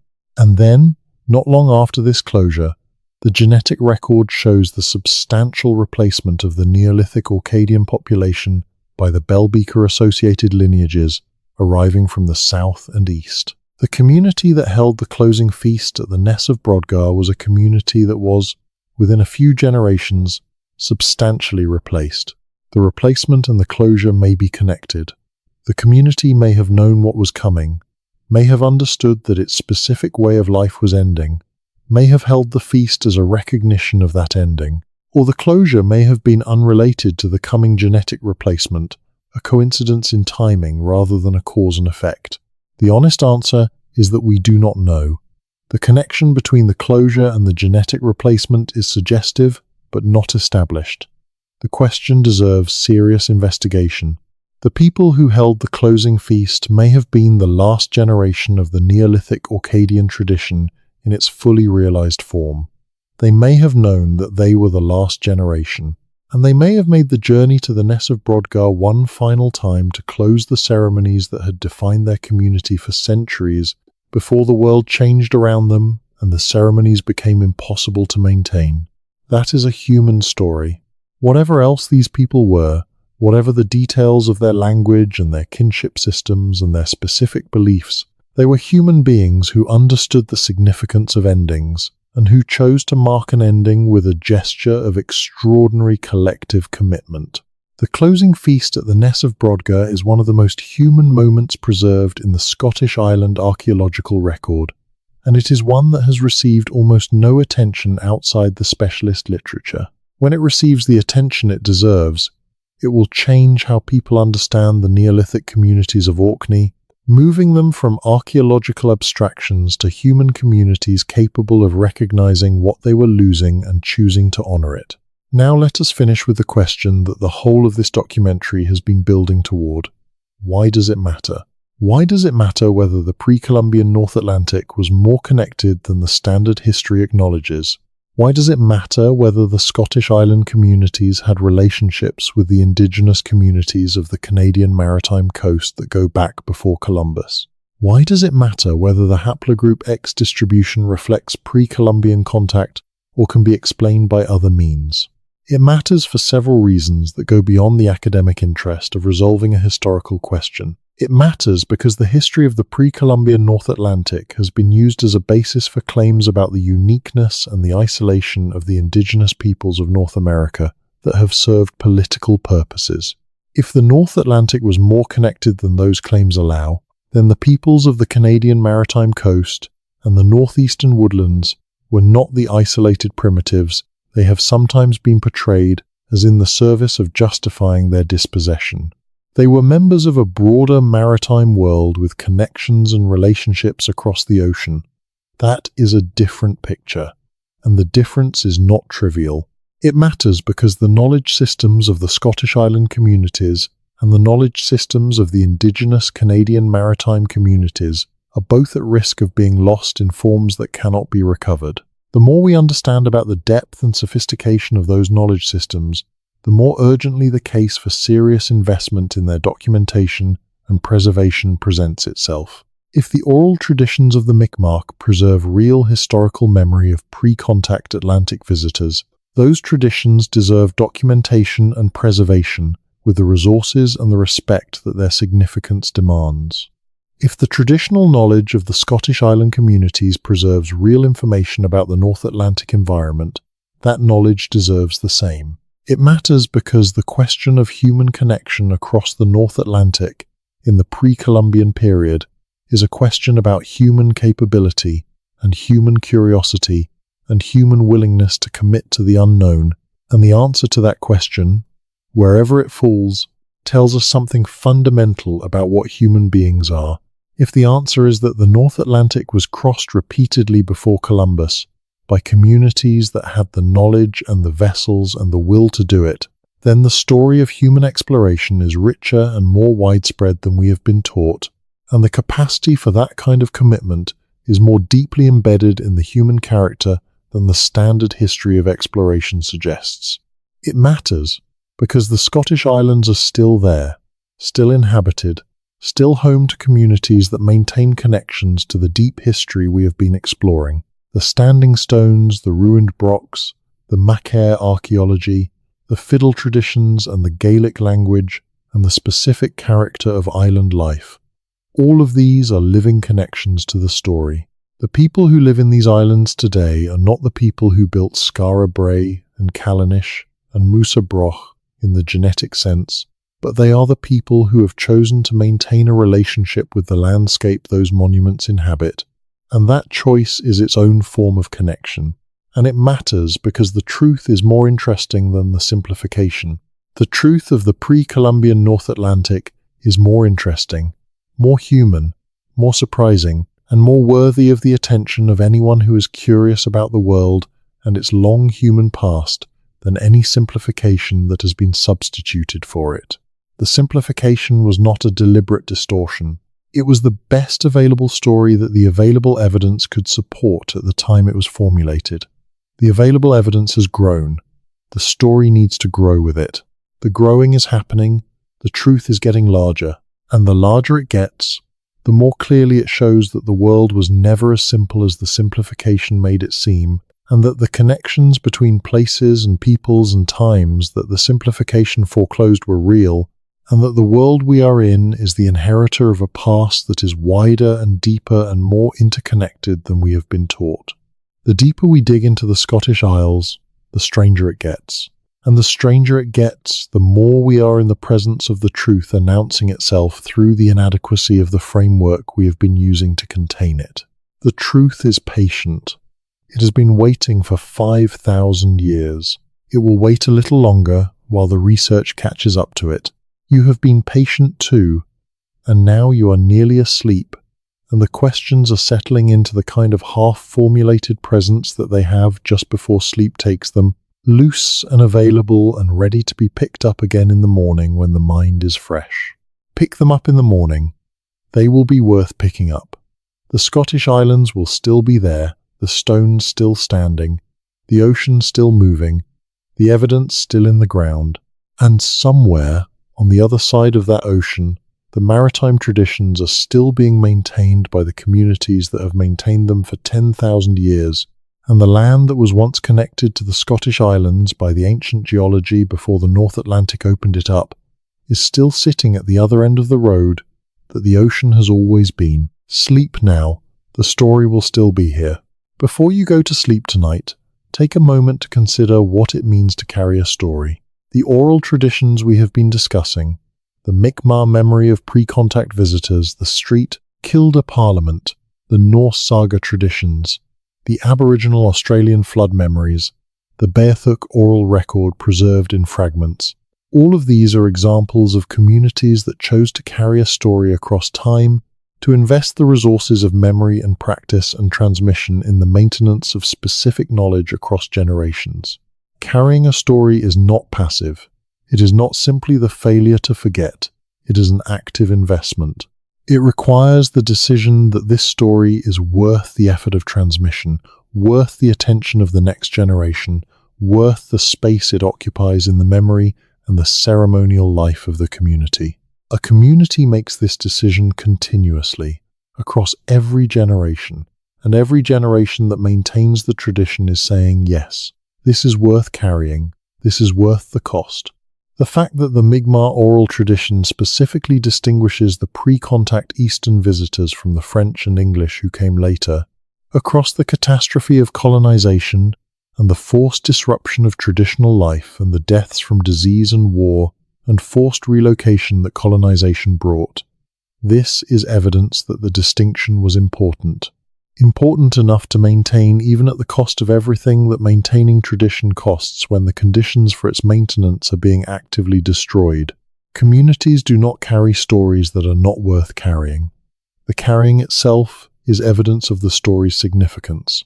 The same is true of the Scottish Island communities. The specific traditions they maintained, the knowledge of the gannet harvest, the practices of collective governance at St. Traced, Kilda, the astronomical knowledge encoded in the monuments, the specific navigational traditions of the broch-building communities, these were maintained because each generation judged them worth maintaining. The investment was real. The decision to invest was made deliberately, across many generations, because the knowledge was real and the community understood its value. What does it mean then when we say that this knowledge is lost? It means that the chain of deliberate transmission was broken, that a generation came that could not make the investment required to pass it on, that the conditions for maintenance were destroyed before the transmission could be completed. The clearances broke many of these chains. The evacuation of Street, Kilda broke the chain of the Parliament tradition and the specific ecological knowledge of Herta's gannet harvest. The death of the North Rona community in 1730 broke the chain of whatever they knew about 2,000 years of occupation of that specific island in that specific section of the North Atlantic. The breaking of these chains is a loss that is both specific and general. Specific in that specific knowledge is gone and cannot be recovered. General in that the world is less well understood than it would be if the chains had been maintained, less well equipped to make the decisions that the understanding would have made possible. The loss is real, and recognizing it as a loss, as a specific and significant loss that diminishes the human understanding of the North Atlantic world, is the first step toward taking seriously the knowledge that has not yet been lost, that is still being maintained in the communities on both sides of the Atlantic that have not yet broken their transmission chains. The Mi'kmaq still hold their traditions. The Cree and Ojibwe still hold theirs. The communities of the Scottish Islands, in reduced form, still maintain connections to the traditions of the island culture that the clearances disrupted but did not entirely destroy. The fiddle music, the Gaelic language in the Western Isles, the specific character of island life that distinguishes Shetland from mainland Scotland. These are survivals, incomplete and adapted, but real. The survivals deserve to be treated as what they are, the remaining material of a tradition that was once much richer, that has been diminished by specific historical events, and that can be connected, with care and respect and the appropriate investment of attention, to the deeper story we have been tracing. The connection of the surviving traditions to the deeper story is not merely academic. It is the connection of living communities to the larger history of the world they inhabit, to the specific role that their specific place and their specific knowledge have played in the human story of the North Atlantic. That role has been undervalued. The standard history of the North Atlantic has centered the European colonial period, the documented voyages of exploration, the named captains, and the chartered companies, and the written records. What happened before that period? What the communities of the Scottish Islands and the Canadian maritime coast knew and did, and were in the long span before Columbus, has been treated as background noise rather than as foreground. It was foreground. It is foreground. The deep history of the North Atlantic is the history in which the Scottish Island communities were central actors, in which their knowledge and their vessels and their traditions of maritime life made the North Atlantic a human space long before any of the named explorers arrived with their written accounts and their flags. Centering that history, treating it with the seriousness it deserves, is part of what it means to do justice to the communities that lived it. The Scottish Island communities, the indigenous communities of the Canadian maritime coast, the Norse communities of Iceland and Greenland, the Celtic monastic communities of the Peregrinatio, all of these communities were actors in the history of the North Atlantic in ways that the standard history has not adequately acknowledged. Acknowledging them is not a correction to the standard history in the sense of replacing one narrative with another. It is an enrichment, an expansion of the picture to include what was always there but was not adequately seen. The seeing is beginning, the tools are improving, the questions are being asked, The answers are coming. Slowly, carefully, with the appropriate respect for the communities whose histories are being recovered and the appropriate demand for evidence. The recovery is the work of the coming generation, and tonight, you have been part of it. By listening, by staying with the questions, by allowing the slow accumulation of evidence and possibility and honest uncertainty to settle into your understanding of the world, you have been part of the practice of taking this seriously. That practice matters. The world is better understood when more people are asking these questions seriously. The communities on both sides of the Atlantic whose histories we have been tracing deserve to have their stories told to audiences that take them seriously. The researchers who are doing the work of assembling the evidence deserve to have their work received with the same seriousness they bring to it. You have been a serious audience tonight. Thank you for that. The Scottish Isles are still out there in the dark. Musa Broch still stands. The Callanish stones still track the moon. The Machair is still accumulating the Atlantic's deposits, still covering and uncovering what the ground holds, patient as it has always been. The ocean is still running between them and the coast of Canada, still the same road it has always been, still navigable in the seasons that allow navigation, still holding, in its depths and in its currents, and in the specific character of its surface at specific times of year, the memory of everything that has moved through it. The deeper we dig into the Scottish Isles, the stranger it gets. And the strangeness is not a problem. It is an invitation to stay curious, to keep asking, to hold the open question with the same patience that the stones hold it, and the ocean holds it, and the traditions hold it on both sides of the water. The invitation will still be there when you wake. Sleep now. The winter light in the Northern Isles has a specific quality in the hours around noon that does not exist at lower latitudes. Because the sun is so low, it approaches from the south at an angle that the landscape at these latitudes almost never experiences at higher sun angles. Every object casts a long shadow even at midday. The low angle of the light reveals textures in the ground, and the stone that the flatter, more vertical summer light smooths over. The landscape looks different. More itself, in a way, the winter light strips it back to its bones. The archaeologists who work on Orkney and Shetland and the Western Isles speak about the winter light as one of the things that changes how you understand the sights. When you visit Skara Brae in June, in the horizontal clarity of a Scottish summer evening, you see one thing. When you visit in December, in the low winter light of the morning, you see something different. The stones are the same stones, the sight the same sight, but the light changes what is visible and what is hidden, and what winter reveals is often what is most essential to understanding how the site worked and what it meant. The monuments of the Scottish Neolithic were built to be experienced in specific light at specific times of year. Maeshowe in the winter solstice light, Callanish in the moonlight of the major standstill. The entrance passages of the Neolithic tombs, oriented to specific sunrise or sunset points, designed to be illuminated at the moment that mattered most to the community that built them. The light was part of the design. The architects of the Neolithic monuments were working with the light as a material, shaping the visitor's experience through the careful management of what would be illuminated and when and from what direction. This is sophisticated spatial design. This is the architecture of experience. The specific experience that these monuments were designed to create was the experience of the community at the moment of maximum significance in the astronomical calendar. The community at the winter solstice gathered at Maeshowe, watching the light move down the passage and illuminate the back wall of the inner chamber. They were experiencing the monument working, the design fulfilling its purpose, the long calculation of the builders arriving at its intended moment.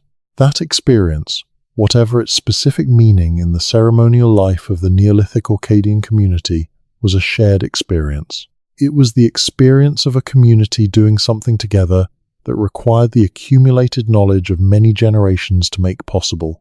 The building had taken generations. The observation program that designed the alignment had taken generations before that. And the gathering of the community to witness the result, year after year, as the moment came around, was the ongoing expression of the commitment that the building embodied. This is civic life. This is the life of a community that has invested in something large and difficult and beautiful together, and that returns to it at the appointed moment to experience the investment fulfilling its purpose.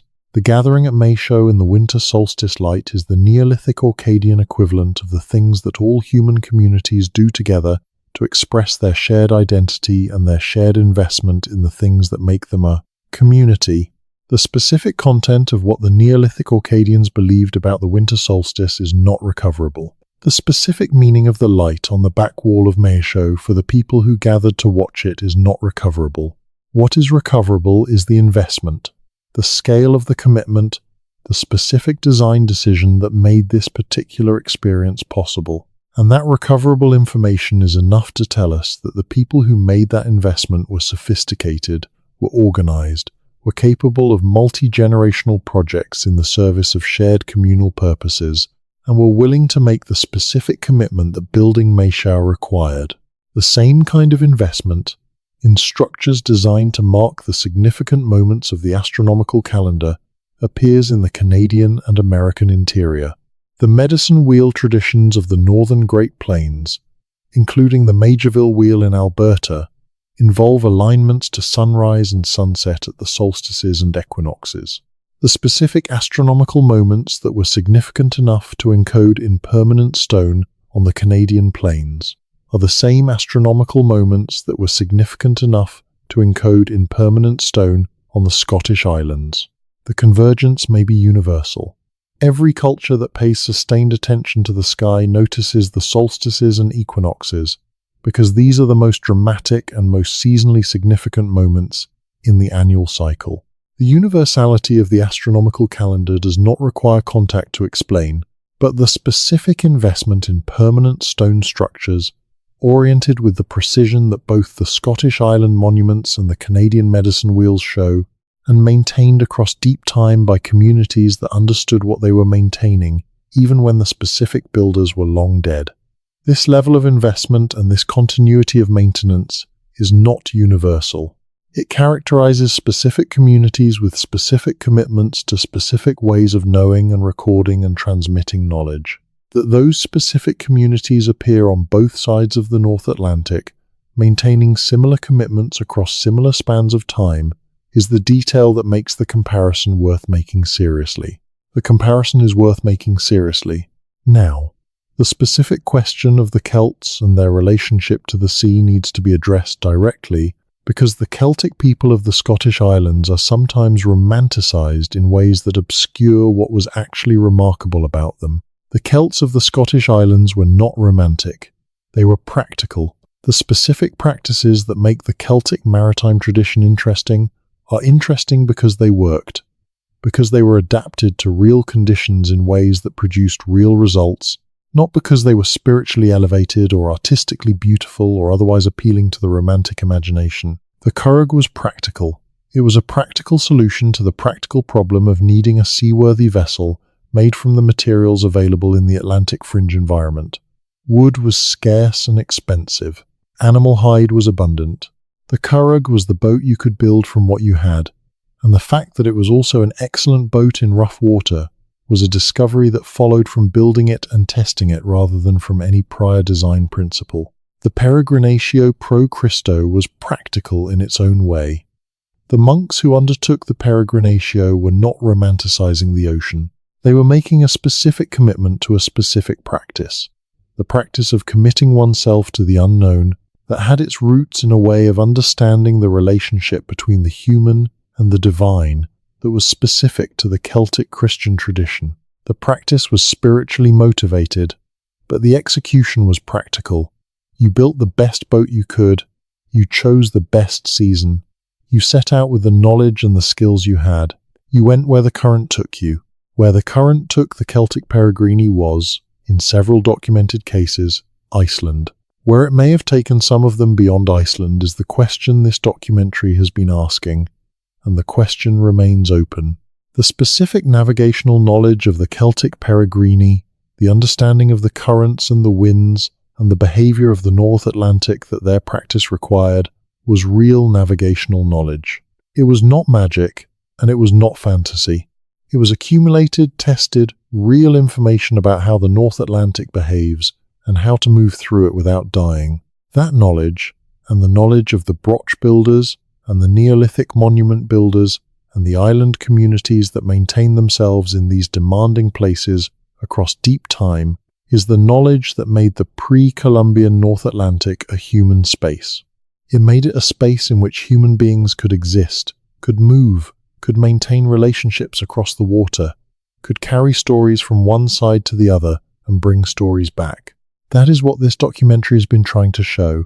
Not that the crossing was easy, or that it was routine, or that it happened on a schedule that we can reconstruct in detail, but that it was possible.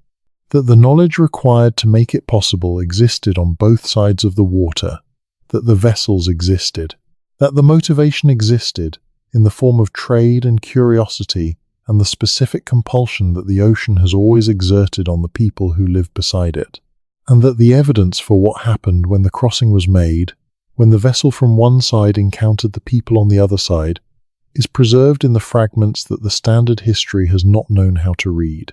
Reading the fragments is the work. The work is ongoing. The reading is getting better.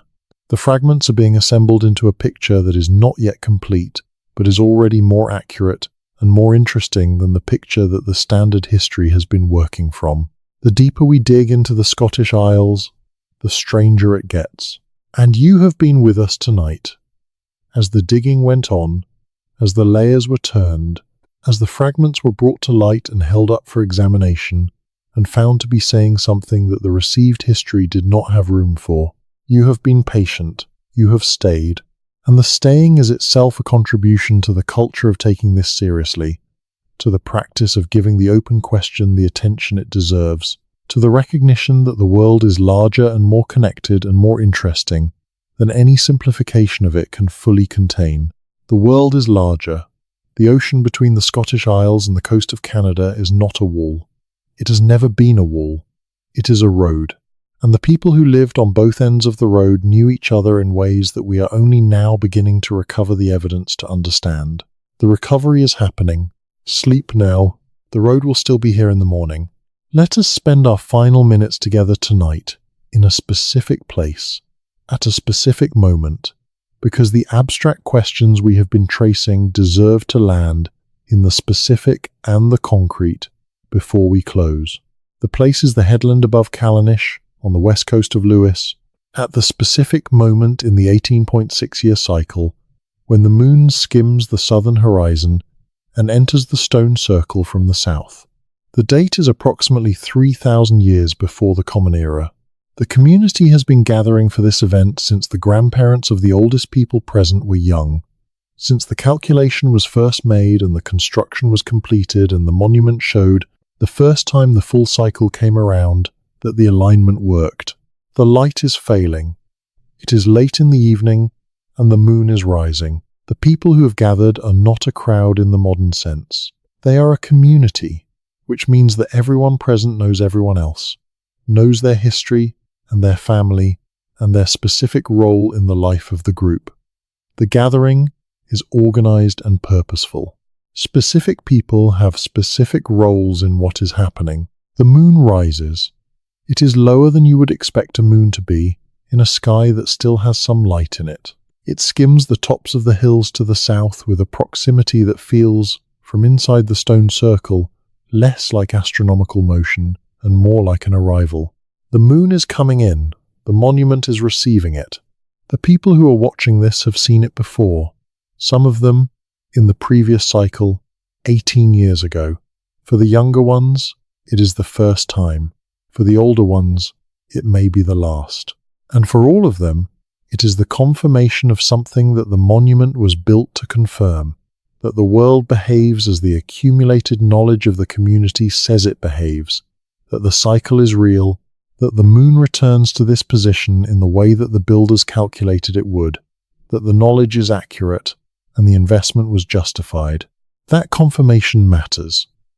In a world without instruments, without written records, without any of the technologies of verification that the modern world has developed, the monument is the instrument, and the community's gathering is the verification.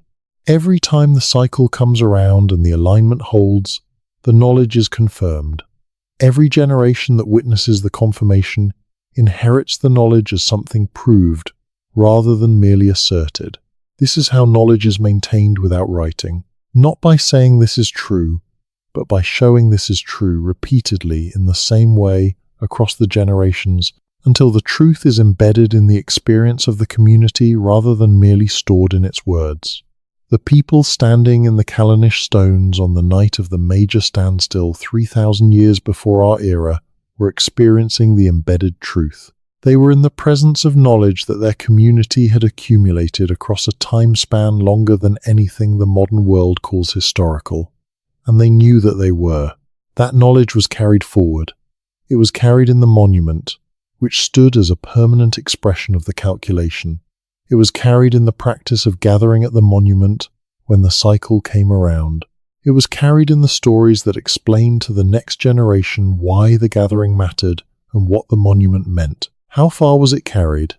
We do not know the full extent of the transmission chain. We know it was carried at least as far as the current moment, because the monument is still standing and the astronomical alignment is still accurate, and people still gather at Callanish when the major standstill comes around. But the chain of understanding, the chain of people who knew why the alignment mattered and what the moon's behavior at the major standstill meant for the specific knowledge that the community used to navigate and to farm and to plan the long cycle of its collective life. That chain was broken somewhere in the past several thousand years. The monument survived. The understanding of what the monument was for, in its full depth, did not. Recovering that understanding is the work of archaeoastronomy, which is the discipline that combines the tools of archaeology and the tools of astronomy to reconstruct what the builders of ancient astronomical monuments were tracking and why. The work is painstaking. It is done with the appropriate care for the difference between what the evidence supports and what is merely attractive as a hypothesis. And it is producing results that change how we understand the sophistication of the communities that built these monuments. The results that archaeoastronomy is producing at the Scottish Island sites, and the results that comparative archaeoastronomy is producing by examining the relationships between the monument traditions of the Scottish Islands and the monument traditions of the Canadian and American interior, are among the most exciting developments in the study of the pre-Columbian North Atlantic. The excitement is appropriate. The results are genuinely surprising, and the surprise is the sign that the investigation is working, that the questions being asked are the right questions, and that the answers are not what the conventional framework predicted. The deeper we dig into the Scottish Isles, the stranger it gets. Not stranger in the sense of more mysterious or more inexplicable, but stranger in the sense of more interesting, more specific, more detailed, more human. The strangeness is the strangeness of depth. The depth was always there. We are only now beginning to measure it, and measuring it is the work. The patient, careful, evidence-demanding work of taking the open question seriously enough to assemble the evidence that would answer it, and of being willing to accept whatever the evidence says, even when what it says is not what the conventional framework predicted. That willingness is what distinguishes good inquiry from mere advocacy. The questions we have been asking tonight are open questions. The evidence points in a direction. The direction is not yet confirmed with a specificity that would make it a settled conclusion. The honest position is to say that the direction is interesting and the evidence is real and the investigation is ongoing and the results are not yet in. That honest position is where we are. It is where the research is. And it is the most productive place to be because it is the place from which the next round of questions can be asked and the next round of evidence can be assembled and the next step in the recovery of the full story can be taken. The full story is worth recovering. The Scottish Isles are worth this level of attention. The connections they represent to the deep history of the North Atlantic and the indigenous communities of the Canadian maritime coast, and the wider question of what the pre-Columbian world actually looked like, are worth taking seriously. You have taken them seriously tonight. Thank you. The specific way that the night feels in the Scottish Island communities, in the hours between midnight and the first light of dawn, has been described across centuries of visitors and residents in terms that are remarkably consistent. It is not the darkness of the city, which is never fully dark. It is not the darkness of any forest, with the presence of trees and the sounds of whatever lives in them. It is the darkness of an open landscape beside an open ocean, in which the sky is as present as the land, in which the horizon is visible as a line even when there is no moon, in which the stars on a clear night provide enough illumination to walk by without artificial light. In this darkness, the monuments are different from daylight. The standing stones at Callanish are not objects in this darkness, they are presences.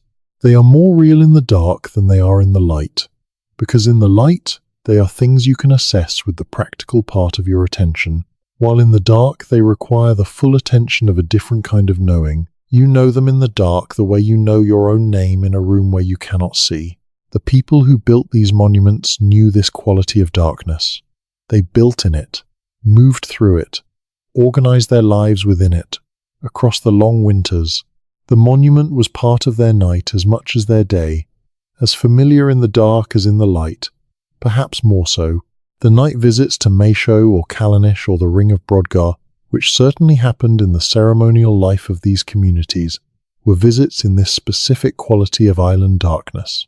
The experience of those visits is not recoverable in its specificity, but the darkness itself is still available to anyone who goes to these places on a clear winter night and turns off their phone and allows their eyes to adjust. What they will find is what the builders found. The monuments are larger at night. The stones rise into the dark sky with a presence that the busy, well-lit world of modern experience does not prepare you for. And the stars, on a clear winter night, at 58 degrees of latitude, are present in a way that makes the specific astronomical alignments of these monuments immediately comprehensible. Of course, you would track the moon's behavior. It is the largest and most variable presence in this sky. Of course, you would mark the winter solstice sunset. In a world this dark, in a winter this long, the return of the longer days is the most important thing that happens all year.